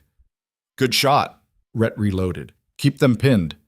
They worked in rhythm, Rhett targeting anyone who tried the direct approach, Elena covering the flanks. The narrow terrain worked in their favor, forcing Dutch's men to expose themselves to get closer. But they had more bullets and more men. Slowly, inevitably, they were gaining ground. "We can't hold this position forever," Elena said. "I know." Rhett's jaw was set. "But we can make them pay for every inch." Another man went down, then another, but the rest kept coming, driven by greed and Dutch's furious commands. And then Elena saw it, the thing that would change everything. The slope above the ravine was covered in loose shale and snow, held in place by friction and luck. The spring melt had made it unstable, ready to collapse at the right provocation. She turned to Rhett, her mind racing. "The slope. If we could trigger a slide—" He followed her gaze and understood immediately. "You'd have to hit exactly the right spot. Too low, and it won't work. Too high, and it'll miss them." "Can you do it?" "Maybe. But I'd need you to keep them focused down here, make them bunch up." Elena nodded. "Do it." She moved to the cave mouth and started firing in rapid succession, laying down enough fire to make Dutch's men dive for cover in the ravine below. They clustered together, using the rocks for protection, exactly where they needed to be. Rhett aimed carefully, studying the slope, calculating angles and trajectories. This shot had to be perfect. He fired. For a heartbeat, nothing happened. Then the mountain moved. The bullet struck a keystone boulder, dislodging it. It tumbled downward, taking other rocks with it. Within seconds, half the slope was sliding, gathering speed and mass, an avalanche of stone and snow and dirt roaring down toward the men trapped in the ravine. Dutch's scream was lost in the thunder of falling rock. Elena watched, horrified and mesmerized, as the slide engulfed the ravine. When it finally settled, dust hanging in the air like fog, the ravine had been completely reshaped. Silence fell. Slowly, carefully, Elena and Rhett made their way down. The destruction was total. Of Dutch's men, there was no sign, buried under tons of rock and snow. "Is it over?" Elena whispered. "For now." Rhett scanned the forest, checking for any who might have escaped. "But word will spread. Others will come. Then what do we do?" Rhett looked at her, and Elena saw determination settle over his features. "We take the fight to them. We go to Timber Ridge, we face this head on, and we make it clear that we're not running anymore." Elena thought about the town that had rejected her, the people who'd laughed at her humiliation. She thought about walking back into that place as someone completely different, Not a desperate mail-order bride, but a woman who'd survived winter in the mountains, who'd killed wolves and fought off thieves, who'd chosen her own path instead of accepting the one others tried to force on her. "All right," she said, "let's go face them." Rhett took her hand, and together they started the long walk back to the cabin, back to civilization, back to the world that had tried to break them both. But they weren't broken. They were forged. They spent 2 days preparing for the journey to Timber Ridge. Rhett dug up the gold from beneath the smokehouse, the metal box heavy with Confederate coins that gleamed dully in the spring sunlight. Elena watched as he counted them out, exactly $5,000, just as he'd said. Blood money that had nearly cost them their lives. "We're taking it with us," Rhett said, his voice flat. "Going to turn it in to the territorial marshal, let him know where it came from. Clear my name once and for all." "Will they believe you?" "Don't know, don't care." He closed the box with finality. "I'm done running from my past, done letting it control my future." Elena understood. She'd been running too, from poverty, from rejection, from the voice in her head that said she'd never be enough. But somewhere in the winter cold and the wolf attacks and the gunfight on the mountain, she'd stopped running and started fighting. On the morning of the third day, they loaded a pack horse with supplies and started down the mountain. The trails were muddy with snowmelt, treacherous in places, but Elena navigated them with the confidence of someone who'd learned the land intimately. Rhett watched her move, sure-footed, alert, rifle slung across her back like it belonged there, and felt something fierce and protective surge in his chest. This woman who'd arrived broken and desperate had transformed into someone formidable, someone who could stand beside him instead of behind him. They made camp that night at the halfway point, building a small fire and sharing dried meat and hard bread. Above them, stars wheeled across a clear sky, brilliant and cold. "Are you nervous?" Rhett asked. "About seeing them again?" Elena didn't need to ask who he meant. "No," she said, and was surprised to find it was true. "I'm not the same person they laughed at. They have no power over me anymore. Mercer might cause trouble." "Let him try." Elena's voice was hard. "I'm not afraid of Clayton Mercer. I'm not afraid of any of them." Rhett reached across the fire and took her hand. "When this is done, when we've settled with the marshal and dealt with whatever comes, where do you want to be?" Elena considered the question. A few months ago, she would have said anywhere with a roof and regular meals. But now? "With you," she said simply. "Whether that's in the mountains or in a town or somewhere we haven't imagined yet, as long as we're together. I was thinking we could build something better, a real house, not just a cabin. Maybe closer to civilization, but still private. Somewhere we could—" He stopped, looking almost shy. "Somewhere we could build a family, if you wanted." Elena's breath caught. A family. Children. A life beyond just surviving day to day. Rhett's thumb traced circles on her palm. "I know it's asking a lot. I know I'm not easy to live with. The nightmares, the moods, all the things the war broke in me." "Stop." Elena moved around the fire to sit beside him. "I've seen you at your worst and your best. I've seen you wake up screaming from nightmares. I've seen you gentle with wounded animals. I've seen you fight like a demon to protect me. And I choose all of it. I choose you." Rhett pulled her close, burying his face in her hair. "I don't deserve you." "Yes, you do, just like I deserve you." She pulled back to meet his eyes. "We deserve happiness, Rhett. Both of us. And we're going to take it." They held each other as the fire burned down to embers, making silent promises about the future they'd build together. Timber Ridge looked different in spring. The snow had melted, revealing muddy streets and buildings that seemed smaller, less imposing than Elena remembered. People moved about their business, hauling goods, tending horses, going in and out of shops, oblivious to the two riders approaching from the mountain trail. Then someone noticed. "That's Rhett Callahan," a man said, loud enough to carry, "and he's got a woman with him." Heads turned, conversations stopped. By the time Elena and Rhett reached the main street, a crowd was forming. Elena sat straighter in her saddle, keeping her expression neutral. Let them look. Let them see what their rejection had forged. She wore practical clothes now. men's pants that Rhett had altered for her, a sturdy shirt, the fur-lined coat, and boots that had carried her through a Montana winter. Her hair was pulled back in a simple braid.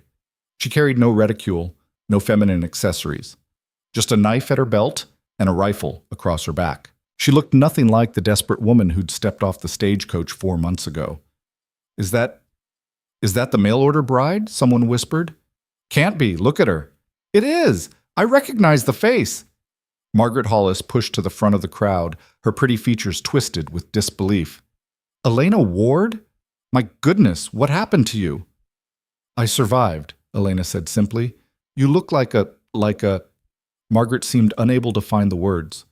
"Like a woman who learned to stand on her own 2 feet?" Elena suggested. "Yes, I imagine I do." Before Margaret could respond, a familiar voice cut through the crowd. "Well, well, the little bride returns." Clayton Mercer shouldered his way forward, his face already red with drink, though it was barely noon. He looked Elena up and down with the same dismissive assessment he'd used 4 months ago, but this time his eyes held uncertainty. "Mercer," Rhett said, his voice cold. "Callahan." Clayton's attention shifted and his expression turned ugly. "Heard you had some trouble up on your mountain. Shame about Dutch and his boys." "You sent them," Rhett said. "Not a question. I might have mentioned where you lived, might have suggested they look into certain rumors." Clayton smiled nastily. "Not my fault if they couldn't handle a simple job. You sent men to kill us over a treasure you had no claim to." "I sent men to collect what should have been shared. Morrison's gold belongs to the South, not to deserters who ran to the mountains." The crowd stirred uneasily. This was more drama than Timber Ridge usually saw in a month. "The gold's going to the territorial marshal," Rhett said, "along with a full account of what happened during the war and what happened on my mountain 3 days ago. Let the law sort it out." "The law?" Clayton laughed. "The law don't care about some old Confederate gold, but they might care about murder. Those men died on your property, Callahan, by your hand." "Self-defense. That's for a judge to decide." Clayton's smile widened. "And while we're settling old debts, there's the matter of my property." "What property?" Elena asked, her voice cutting through the tension. Clayton turned to her, eyes gleaming. "You, sweetheart. You signed a contract with me. I paid for your passage, your expenses. By law, you owe me that money. $200 plus interest." Elena felt the crowd's attention snap to her. This was it, the moment she'd been both dreading and anticipating. "I signed a contract for marriage," she said clearly. "You voided that contract when you publicly rejected me. By your own words, I wasn't what you paid for. Contract says you owe me regardless. It says right here." Clayton pulled a folded paper from his coat, waving it triumphantly. "If the marriage don't go through for any reason, the bride must repay all expenses within 30 days. Well, it's been 4 months, Miss Ward, and I'm calling in your debt." Murmurs ran through the crowd. Elena felt Rhett tense beside her, ready to intervene, but she put a hand on his arm. This was her fight. "How much exactly do you claim I owe?" she asked. $200 for the original contract, plus 4 months of interest at standard rates. Call it $300 total. $300. More money than Elena had ever seen in her life. Money she couldn't possibly have, except she did. Elena dismounted smoothly, reaching into her saddlebag. The crowd pressed closer, curious. Clayton's smile grew wider, anticipating her humiliation. She pulled out a leather pouch and opened it. Gold coins caught the sunlight, gleaming bright and impossible. The crowd gasped. Elena counted out coins with deliberate precision, her movements calm and controlled. 100, 200, 300. She stacked them on the hitching post beside her horse, each clink of metal against wood loud in the sudden silence. $300, she said. Confederate gold minted 1863, worth more than federal currency in these parts, I believe. Clayton's face had gone from red to purple.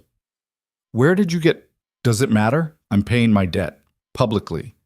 With witnesses. Elena gestured to the crowd. I'm sure everyone here can testify that Clayton Mercer received full payment for his expenses, plus interest.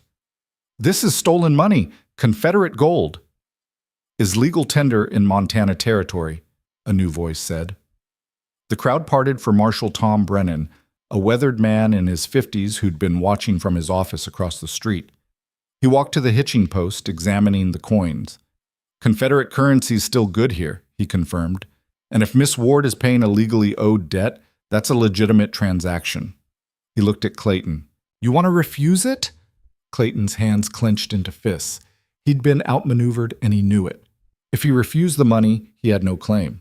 If he took it, Elena was free. Take the money, Mercer, Marshal Brennan said quietly. Take it and count yourself lucky. The lady's willing to pay. For a long moment, Clayton stared at the gold coins. Then, his face twisted with rage, he swept them into his own pouch. Debt's paid, he spat. But don't think this is over, Callahan. You and your mountain bride. You're not welcome here. We don't need to be welcome, Elena said, her voice steady and strong. We don't need your approval or your acceptance. We came here to settle accounts with the law and to make clear that we won't be driven out by greed or intimidation. She turned to address the crowd directly, these people who'd watched her humiliation and done nothing. 4 months ago, I stood in this square and you laughed at me. You watched a man mock me for my appearance, for my worth, and you found it entertaining. Her voice carried across the street. I don't blame you for that. I was weak then, desperate. I'd let the world tell me I was worthless for so long that I believed it. The crowd shifted uncomfortably. But I'm not that woman anymore. I learned to survive in the mountains. I learned to hunt, to fight, to stand on my own 2 feet. I learned that my worth isn't determined by whether a man wants to marry me or whether I fit someone else's idea of what a woman should be. She met Margaret's eyes, then Clayton's. I learned that I'm enough exactly as I am. Silence fell across Timber Ridge. Then, from the back of the crowd, someone started clapping. Slowly at first, then others joined in. Not everyone. Clayton and his friends stood scowling, but enough. Women mostly, Elena noticed. Women who understood what it meant to be measured and found wanting. Marshal Brennan cleared his throat. Mr. Callahan, I believe you wanted to discuss some matters with me about incidents on your property? Rhett dismounted, reaching for the metal box with the remaining gold. I do, Marshal. Got a story to tell you about the war, about Confederate gold, and about men who came looking for it. Best we discuss it in my office. The Marshal gestured toward the building. Miss Ward, you're welcome to come too, seeing as you were involved. They followed him inside, leaving the crowd buzzing with gossip and speculation. The Marshal's office was small but tidy, with wanted posters on the walls and a potbelly stove in the corner. Rhett set the box on the Marshal's desk and told the story from the beginning, Morrison's unit, the gold transport, the war's end, the decision to scatter.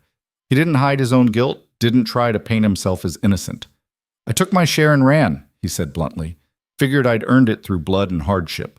Took me 5 years to realize I was just carrying around another kind of burden. And Dutch Hammond? The Marshal asked. Came looking for it 3 days ago. Brought 2 others. They threatened Miss Ward, attacked my property, tried to kill us both. Rhett's voice was flat, factual. I defended what was mine. They died in a rock slide while trying to flank our position. Marshal Brennan absorbed this, his weathered face thoughtful. You got witnesses to the attack? Just Elena. They hit us when we were alone.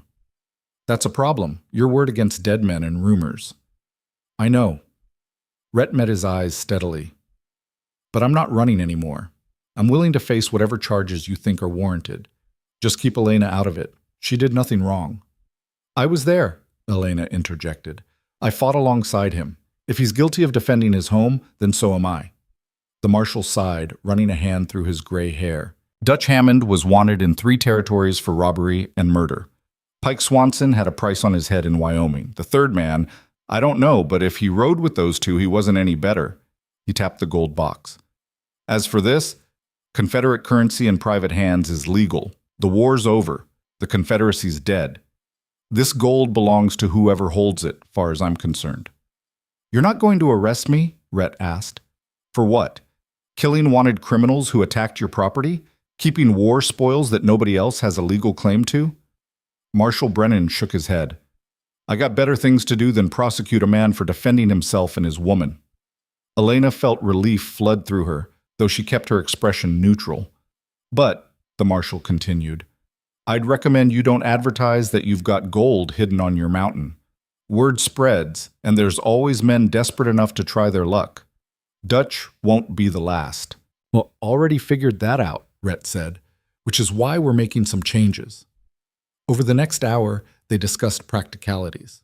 Rhett would sell some of the gold to buy land closer to town, not in Timber Ridge, but near enough to civilization that they wouldn't be completely isolated. He'd register the claim properly, pay taxes, establish legitimate ownership.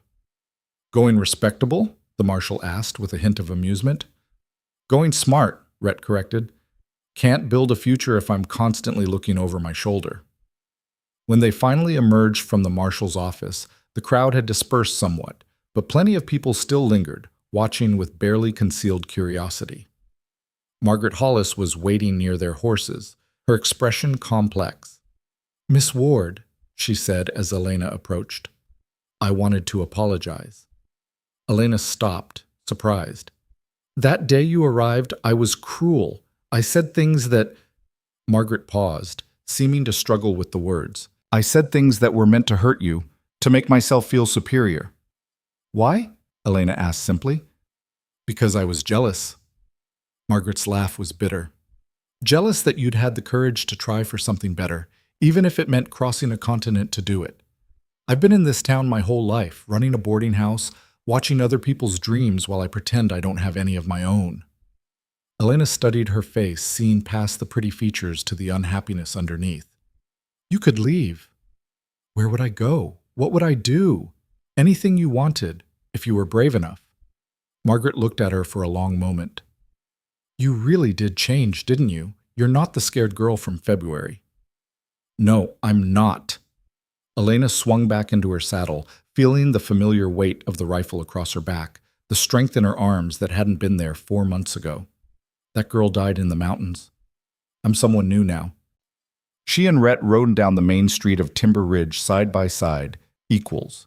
Behind them, Elena could feel the weight of watching eyes, could imagine the conversations that would dominate dinner tables for weeks. But she didn't care. Let them talk. Let them speculate. Let them wonder how the rejected mail-order bride had transformed into someone who could pay a $300 debt in gold, who could ride like she was born to it, who could look Clayton Mercer in the eye without flinching. They made camp that night a few miles outside town, under stars that seemed brighter than ever. As they sat by the fire, Rhett pulled Elena close. "You know they'll never forget what you did today," he said.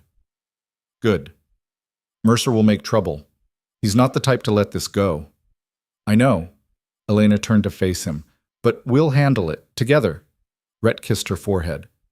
"When should we do it? Get married proper, I mean." "Soon, before summer," Elena smiled. "I want to be your wife before we start building that house you mentioned. It won't be fancy. I'm no architect. It'll be ours. That's all that matters." They spent the next 2 days exploring the land around Timber Ridge, looking for the right spot. Rhett knew the territory well, and he showed Elena parcels that were still unclaimed, valley land with good water, hillsides with timber, meadows that would support livestock.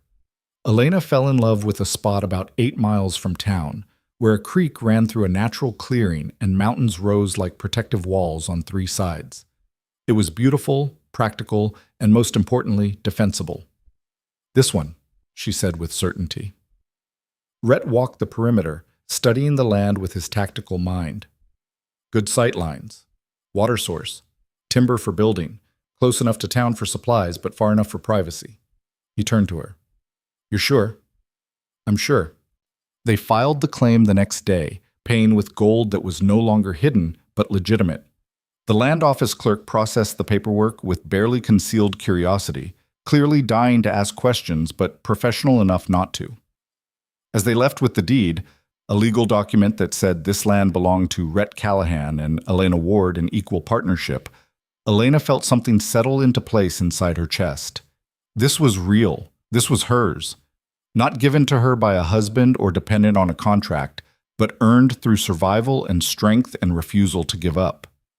They returned to the mountain cabin one last time to collect their belongings and say goodbye to the place that had sheltered them through the worst of winter. Elena walked through the small space, remembering the woman who'd first stepped through that door, cold, desperate, broken. "You all right?" Rhett asked, watching her from the doorway. "Just thinking." Elena touched the rough log wall. "This place saved my life, not just physically, but in every way that matters. It was just a cabin." "No." She turned to face him. "It was where I learned who I could be when nobody was watching, when I had to rely on myself instead of hoping someone else would save me." She crossed to him, taking his hands. "It was where I learned to love you." Rhett pulled her close. "I love you too. Have for weeks now, but I didn't know how to say it. You showed me every day, with every lesson, every moment of patience, every time you trusted me to be strong instead of treating me like I was fragile." They stood there in the cabin doorway, holding each other, saying goodbye to the isolation that had forged them both. Then they loaded the pack horse with the last of their possessions, locked the cabin door, and started down the mountain toward their new life. Spring turned to summer as they built their home.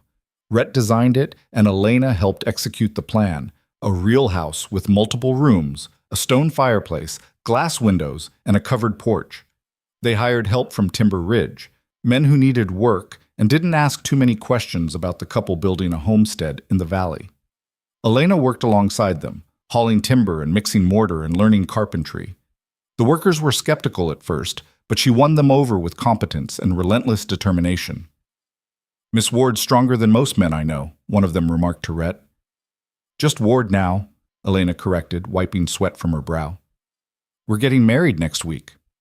The wedding was simple, just Elena and Rhett in front of Marshal Brennan, who was also the territorial justice of the peace. No guests, no ceremony, just two people promising to stand beside each other for the rest of their lives. Elena wore a dress she'd sewn herself from fabric bought in town. Nothing fancy, but clean and new and hers. Rhett wore his best shirt and had actually trimmed his beard for the occasion. "Do you, Rhett Callahan, take this woman to be your lawfully wedded wife?" Marshal Brennan asked. "I do." "And do you, Elena Ward, take this man to be your lawfully wedded husband?" Elena looked at Rhett. This man who'd seen her at her lowest and believed she could rise, who'd taught her to be strong instead of trying to keep her weak, who'd chosen her not because she fit some ideal, but because of who she actually was. "I do," she said, her voice steady and sure. They sealed it with a kiss, and just like that, Elena was no longer a rejected mail-order bride. She was a wife, a partner, a woman building a life on her own terms. The house was finished by August, solid and beautiful, with a bedroom and a kitchen and a main room with the stone fireplace Rhett had promised. They moved in on a clear summer day, carrying their few possessions across the threshold together. That night, lying in their own bed in their own house on their own land, Elena felt a peace she'd never known was possible. "Happy?" Rhett asked, his arm around her. "More than I ever thought I could be." "Even though we're not in Boston? Even though this isn't the life you imagined?" Elena thought about the factory girl she'd been, the desperate woman who'd signed a mail-order bride contract, the person who'd thought survival meant making herself small and acceptable. "This is better than anything I imagined," she said, "because I didn't imagine I could be this person, strong and capable and free." Rhett kissed her temple. "You were always this person. You just needed space to grow." They fell asleep to the sound of wind in the pines and water running in the creek, two people who'd found each other in the worst circumstances and built something beautiful from the wreckage. But their story wasn't over yet. The trouble came on a crisp September morning, 3 months after they'd moved into the house. Elena was in the garden she'd planted behind the house, harvesting the last of the summer vegetables before the first frost hit. The work was meditative, satisfying in the way all productive labor had become for her. She'd planted these seeds, tended them through drought and insects, and now she was reaping what she'd sown. It felt like a metaphor for her entire life. She was reaching for a particularly large squash when she heard hoofbeats, multiple horses moving fast. Elena straightened, her hand automatically going to the knife at her belt. Old habits died hard. Rhett emerged from the barn where he'd been working on winter preparations, rifle already in his hands. They'd developed an unspoken language over the months, a way of communicating danger without words. 6 riders crested the hill, moving toward the house in a loose formation that Elena's trained eye recognized immediately as tactical. These weren't casual visitors. "Inside," Rhett said quietly. "No." Elena moved to stand beside him. "We face this together, remember?" He didn't argue. They'd been through that conversation enough times that he knew she meant it. The riders pulled up 20 feet from the porch.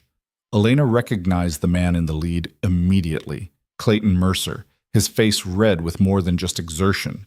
Behind him were 5 men she didn't know, all armed, all wearing expressions that said they were here for trouble.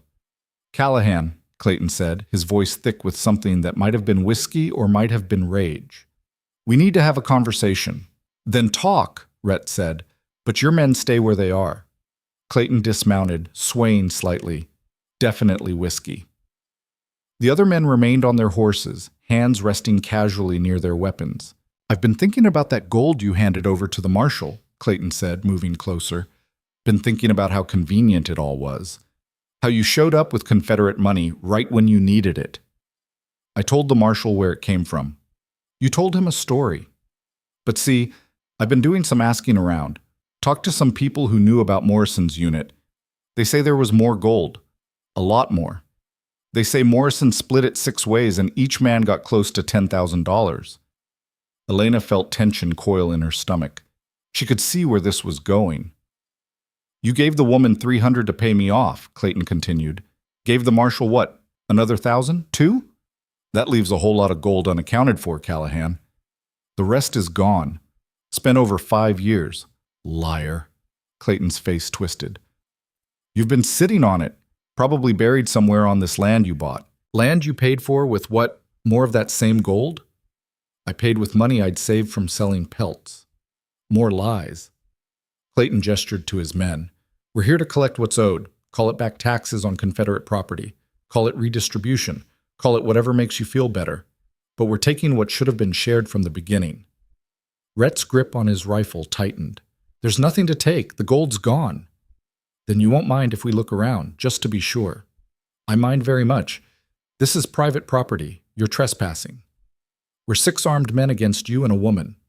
Clayton smiled nastily. "I don't think you're in a position to refuse." Elena stepped forward, her voice cutting clear. "You're making a mistake, Mercer. The only mistake here is thinking you two could humiliate me and get away with it." His eyes raked over her. "You think you're something special now? Think because you learned to wear pants and carry a gun that you're not still just a worthless woman nobody wanted?" The words should have hurt. 6 months ago, they would have destroyed her. But Elena had been forged in fire, and Clayton Mercer's opinion meant exactly nothing. "I think I'm someone who survived everything you and this world threw at me," she said calmly. "I think I'm someone who built a life from nothing while you drank away your chances. And I think you're about to make the last mistake of your life if you don't turn around and ride away." Clayton's hand dropped to his gun. "You threatening me?" "Warning you." Elena didn't move, didn't flinch. "You came here looking for gold that doesn't exist. You brought armed men onto our property with the intent to steal. The law's not going to look kindly on that." "The law's 8 miles away. A lot can happen before anyone knows we were here." One of Clayton's men shifted uncomfortably. "Mercer, maybe we should—" "Shut up, Davis!" Clayton's eyes never left Elena's face. "We're doing this. Start with the house. Tear it apart if you have to." 2 men dismounted and started toward the porch. Rhett raised his rifle. "That's far enough." "You going to shoot us all, Callahan? You might get 1, maybe 2, but the rest will kill you and your woman, and nobody will ever know what happened to you." Elena's mind raced, calculating odds and options. Rhett was right. They couldn't win a straight gunfight against 6 men, but they didn't have to fight straight. She caught Rhett's eye and gave him the smallest nod toward the tree line behind the riders. He understood immediately. "You want the gold?" Elena said loudly. "Fine. It's buried in the north pasture, about 100 yards up the hill, under the big pine tree." Clayton's eyes narrowed. "You're lying." "Why would I lie? You're going to tear the place apart anyway. Might as well tell you where it is and save you the trouble." She gestured dismissively. "Go look. But when you don't find anything, you leave. Deal?" Greed and suspicion warred across Clayton's face. Greed won. "Davis, Tucker, go check it out. The rest of you, watch these 2. Two men rode toward the north pasture. Elena counted heartbeats, waiting for the right moment. The remaining four men were distracted, watching their companions ride away. That's when she made her move. Elena dove behind the water trough as Rhett fired a shot into the air, not at the men, but at the horses. The animals reared and bolted, scattering the riders. In the chaos, Elena grabbed the rifle she'd hidden behind the trough that morning when she'd first heard the horses coming. Never unprepared, always thinking 3 moves ahead. Rhett had taught her well. She fired at the ground near one man's feet, sending him scrambling for cover. Rhett took out another man's horse, dropping the rider hard into the dirt. "Fall back to the house!" Rhett shouted. They ran, covering each other's retreat with practiced efficiency. Bullets whined past them, kicking up dirt. One grazed Elena's arm, a line of fire that she barely noticed through the adrenaline. They made it inside and barred the door. The house was built solid, with thick log walls and small windows that made good firing positions. They'd designed it for this possibility. "How many rounds?" Rhett asked, moving to the front window. 40. You?" "Same. Enough to hold them off until dark, maybe longer." Outside, Clayton was screaming orders. "Burn them out! Set fire to the barn!" Elena's heart clenched. The barn held their horses, their supplies, everything they'd worked for. But she couldn't think about that now. She positioned herself at the side window, watching the men spread out to surround the house. 4 still mounted, 2 on foot after their horses had bolted. "They're going to try to rush us," she said. "Let them try. They'll have to cross 40 feet of open ground to reach the house. We can pick them off." But Clayton was smarter than that. Instead of rushing, he sent 2 men to the barn while the others provided covering fire. Within minutes, smoke began to rise. Elena watched the barn burn, feeling rage and grief war inside her. All their hard work, all their plans. "We can't stay here," she said. "Once the barn's gone, they'll burn the house next." "I know." Rhett's jaw was set.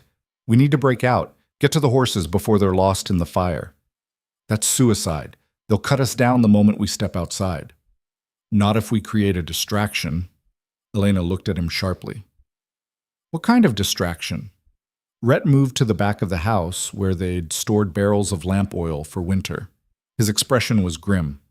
"The kind that levels the playing field." Understanding dawned. "The hillside, above the barn." They'd noticed it when they first claimed the land. The slope above the barn was unstable, loaded with loose rocks held in place by a few key boulders. Spring runoff had made it worse, undermining the foundation. Rhett had wanted to stabilize it. They'd never gotten around to it. Now that instability was going to save their lives. "If we can trigger a slide while they're focused on the barn," Elena began, "we'd have to get above it, circle around through the back, leave the house undefended." "They want the gold, not the house. They'll stay focused on the barn and on watching for us." It was a desperate plan, but desperation was something Elena understood intimately. They gathered what they could carry: ammunition, water, knives. Elena strapped her rifle across her back, checked her pistol. Rhett did the same. "Ready?" he asked. "Always." They slipped out the back window, using the smoke from the burning barn as cover. The men were focused on the front of the house, shouting for them to surrender. Elena and Rhett moved through the trees like shadows, using every technique they'd learned during the long winter. Silent feet. Controlled breathing. Absolute focus. They circled wide, climbing the hill above the barn. The smoke was thicker here, burning Elena's eyes and throat. Below, she could see Clayton's men. 4 of them had dismounted now, moving closer to the house while keeping the barn between them and the windows. "There," Rhett whispered, pointing to a massive boulder at the top of the slope. "That's the keystone. Move it, and everything below comes down." "How do we move it?" "Leverage." He pulled out a thick branch they'd grabbed on the way up. "And timing. We need them in the path when it hits." Elena studied the layout below. The barn was fully engulfed now, flames reaching toward the sky. The men were moving in a loose group, using the fire as cover while they approached the house. "When I say go, we push," Rhett said, wedging the branch under the boulder. "Then we run like hell toward the creek. Water will protect us from the fire." Elena put her hands on the branch, feeling the rough bark bite into her palms. Below, Clayton was shouting something about smoking them out like rats. She thought about the woman she'd been 6 months ago, broken, desperate, convinced she was worthless. She thought about everything she'd survived since then, the mountain, the wolves, Dutch and his men, her own transformation from victim to survivor. And she thought about the life she and Rhett were building, a life these men wanted to destroy for greed. "Now!" Rhett shouted. They threw their combined weight against the branch. For a terrible moment, nothing happened. The boulder stayed fixed, immovable. Then it shifted, just an inch, then two. Then it tumbled free. The boulder crashed down the slope, gathering speed and debris. Other rocks joined it, then more, until half the hillside was moving in a thundering avalanche of stone and earth. "Run!" Rhett grabbed Elena's hand and they sprinted for the creek, the roar of the landslide chasing them like a living thing. Behind them, men screamed. Elena didn't look back. She focused on her feet, on breathing, on not falling as they crashed through underbrush and over rocks. The sound was deafening, earth moving in ways it was never meant to, reality reshaping itself with violent finality. They hit the creek at full speed, diving into the cold water just as the edge of the slide reached the stream bed. Rocks tumbled past them, splashing into the water, but the creek's course channeled the worst of it around them. When the world finally stopped shaking, Elena emerged from the water, coughing and gasping. Beside her, Rhett was doing the same, his face streaked with mud and blood from a cut on his forehead. They stared at what remained of their homestead. The barn was gone, buried under tons of rock and earth. The house still stood, but it was damaged, part of the roof caved in where debris had struck it. And scattered across the transformed landscape were bodies, Clayton's men, caught in the path of the slide. Elena and Rhett climbed out of the creek, moving carefully across the unstable ground. They found Clayton near where the barn had been, pinned under a boulder, but still alive, barely.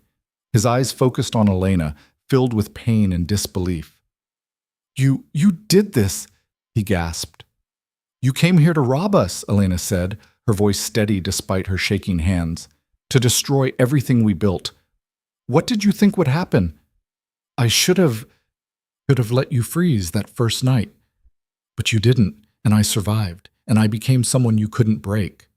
Elena crouched beside him, not with pity, but with cold certainty. "That's the difference between us, Mercer. You think strength is about taking from others. I learned it's about refusing to be taken from." Clayton's breath rattled. "The gold, is there really?"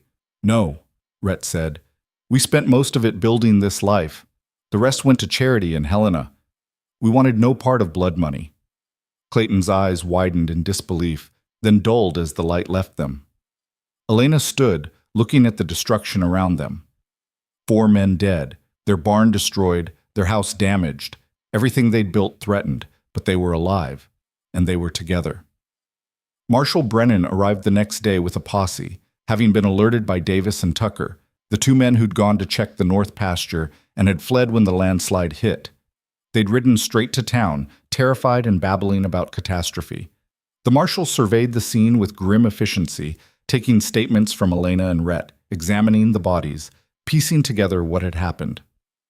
"Self-defense," he concluded finally. "Clear as day. Mercer brought armed men onto your property with intent to rob and possibly kill you. You defended yourselves using the terrain. No law against that." "What about the others?" Elena asked. "Will their families come looking for revenge?" "Most of them were drifters, no family to speak of." The marshal paused. "And honestly, Mrs. Callahan, you've got a reputation now. The mail-order bride who survived winter in the mountains, who paid off her debt in gold, who defended her home against 6 armed men. People in these parts respect strength. They're more likely to leave you alone than come looking for trouble." Over the following weeks, they rebuilt. The barn was a total loss, but they constructed a new one with help from some of the same workers who'd built the house. The house itself was repaired, stronger than before. Word of the battle spread through the territory. Some people were horrified. Others were impressed. But everyone understood the message. Rhett and Elena Callahan were not to be trifled with. Timber Ridge's attitude shifted noticeably. When Elena rode into town for supplies, people nodded respectfully instead of whispering. Margaret Hollis actually smiled and offered her coffee. The shopkeepers gave her fair prices without trying to cheat her. She'd become part of the community not through acceptance or approval, but through respect earned in blood and fire. One afternoon in October, as the aspens turned gold and the first snow dusted the mountain peaks, Elena stood on the porch of their rebuilt home and watched Rhett work with the horses in the new corral. She felt movement in her belly, just a flutter, barely noticeable, but unmistakable. She'd suspected for a few weeks now, but this was the first time she'd felt the baby move. Life growing inside her, a future taking shape. She thought about the woman who'd stepped off that stagecoach 10 months ago, desperate, broken, convinced she had no value beyond what a man decided to give her. That woman was dead. In her place stood someone who knew her own worth, who'd fought for her right to exist on her own terms, who'd built a life from nothing and defended it against those who would take it away. Rhett noticed her on the porch and waved. She waved back, her hand unconsciously moving to her stomach. She'd tell him tonight about the baby, about the new life they'd created together. But first she wanted to savor this moment. The clean autumn air, the solid house behind her, the good man who loved her, the land they'd claimed and defended, and the absolute certainty that she was exactly where she was meant to be. Winter came early that year, fierce and unforgiving, but Elena and Rhett were ready. Their stores were full, their home was warm, and they had each other. On a February night, almost exactly 1 year after Elena had first arrived in Montana, she went into labor. Rhett had ridden to town to bring back the midwife, a capable woman named Mrs. Brennan, who was also the marshal's wife. She'd helped deliver half the babies in the territory and approached Elena's labor with calm efficiency. "First babies take their time," she said, setting up her supplies. "Could be hours yet. You just focus on breathing, dear." But Elena's baby had other ideas. 6 hours after the contraction started, Elena held her daughter, red-faced and screaming and perfect, in her arms. "She's got spirit," Mrs. Brennan observed. "Born fighting." "Like her mother," Rhett said, his voice thick with emotion as he looked down at his wife and child. They named her Grace for the mercy they'd found in each other. Grace Callahan, born in the mountains to parents who'd survived everything the world threw at them. As Elena nursed her daughter that first night, watching Rhett sleep in the chair beside the bed, unwilling to leave them even for a moment, she thought about grace in all its forms. The grace of a second chance, the grace of a man who'd seen her potential when everyone else saw only failure, the grace of survival against impossible odds, the grace of love found in the darkest places. She looked down at Grace's tiny face, already so fierce, so determined, and made a silent promise. This daughter would never doubt her worth, would never let anyone tell her she was less than she was, would grow up knowing she could be anything, do anything, survive anything, because she'd have parents who'd proven it was possible. The years that followed were good ones. Rhett and Elena expanded their homestead, adding livestock and crops. They hired workers during busy seasons and became known as fair employers who paid honest wages. Their reputation grew not as people to be feared exactly, but as people to be respected. Grace grew into a wild, fearless child who could ride before she could walk properly and who showed no interest in dolls or dresses.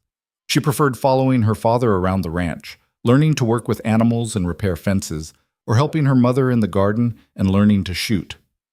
"She's going to be trouble," Rhett observed one afternoon, watching 5-year-old Grace attempt to lasso a fence post. "She's going to be unstoppable," Elena corrected, pride warm in her voice. 2 more children followed, a son named Thomas and another daughter named Rose. The house that had seemed so large when it was just Elena and Rhett grew comfortably full with the sounds of children and life. Timber Ridge itself changed too. New families arrived, drawn by tales of opportunity in the Montana Territory. The town expanded, adding new shops and a proper school. Margaret Hollis eventually sold her boarding house and moved to Helena, where Elena heard she'd started a dress shop and was doing quite well. Marshal Brennan retired, replaced by a younger man who'd heard stories about the Callahans and treated them with cautious respect. And Clayton Mercer became a cautionary tale. The man who'd let greed destroy him, who'd underestimated the wrong people. On the 10-year anniversary of Elena's arrival in Montana, she and Rhett stood on their porch and looked out over everything they'd built. The ranch was prosperous now, with good grazing land and timber rights and a reputation for quality livestock. The house had been expanded twice to accommodate their growing family. "Do you ever regret it?" Rhett asked. "Everything that happened, the hard road we took to get here." Elena thought about the question, about the woman she'd been, desperate and broken, about the journey that had nearly killed her, about the battles they'd fought and the scars they both carried.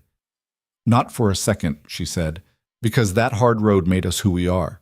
It taught me I was stronger than I ever imagined. It brought me you. It gave me this life." She gestured to the ranch, to the mountains beyond, to the open door behind them, where their children's laughter spilled out into the evening air. "I was rejected by a man who thought I wasn't good enough," Elena continued. "And it was the best thing that ever happened to me, because it forced me to become someone who didn't need his approval or anyone else's, someone who could build her own life on her own terms." Rhett pulled her close, pressing a kiss to her temple. "You know, when I first saw you in that town square, I thought I was just saving someone who needed help. I didn't realize you'd end up saving me too. We saved each other." "Yeah, we did." They stood together as the sun set over the mountains, painting the sky in shades of gold and crimson. Somewhere in the house, Grace was arguing with Thomas about whose turn it was to feed the chickens. Rose was probably reading, curled up in her favorite chair by the fire. This was home. Not because it was perfect, but because they'd fought for it, bled for it, built it with their own hands and defended it against those who would take it away. Elena had traveled across a continent seeking security and found something far better. She'd found herself. The woman she was always meant to be, buried under years of poverty and desperation and other people's expectations. She'd been told she was worthless, and she'd proven them wrong. She'd been rejected, and she'd built a life more valuable than anything that rejection could have offered. She'd been broken, and she'd forged herself into something unbreakable. And she'd done it not by changing who she was to fit someone else's mold, but by discovering who she truly was and refusing to apologize for it. The mail-order bride who nobody wanted had become Elena Callahan, rancher, mother, survivor, and the architect of her own extraordinary life. And she wouldn't change a single moment of the journey that had brought her here. As the stars began to emerge in the darkening sky, Elena and Rhett walked back into their home, into the warmth and noise and beautiful chaos of the life they'd created together. The door closed behind them, shutting out the cold Montana night, sealing in the light and love and laughter that filled every corner of their hard-won paradise. And somewhere in the mountains, the wind whispered through the pines, carrying stories of strength and survival and the indomitable spirit of a woman who'd refused to let the world break her.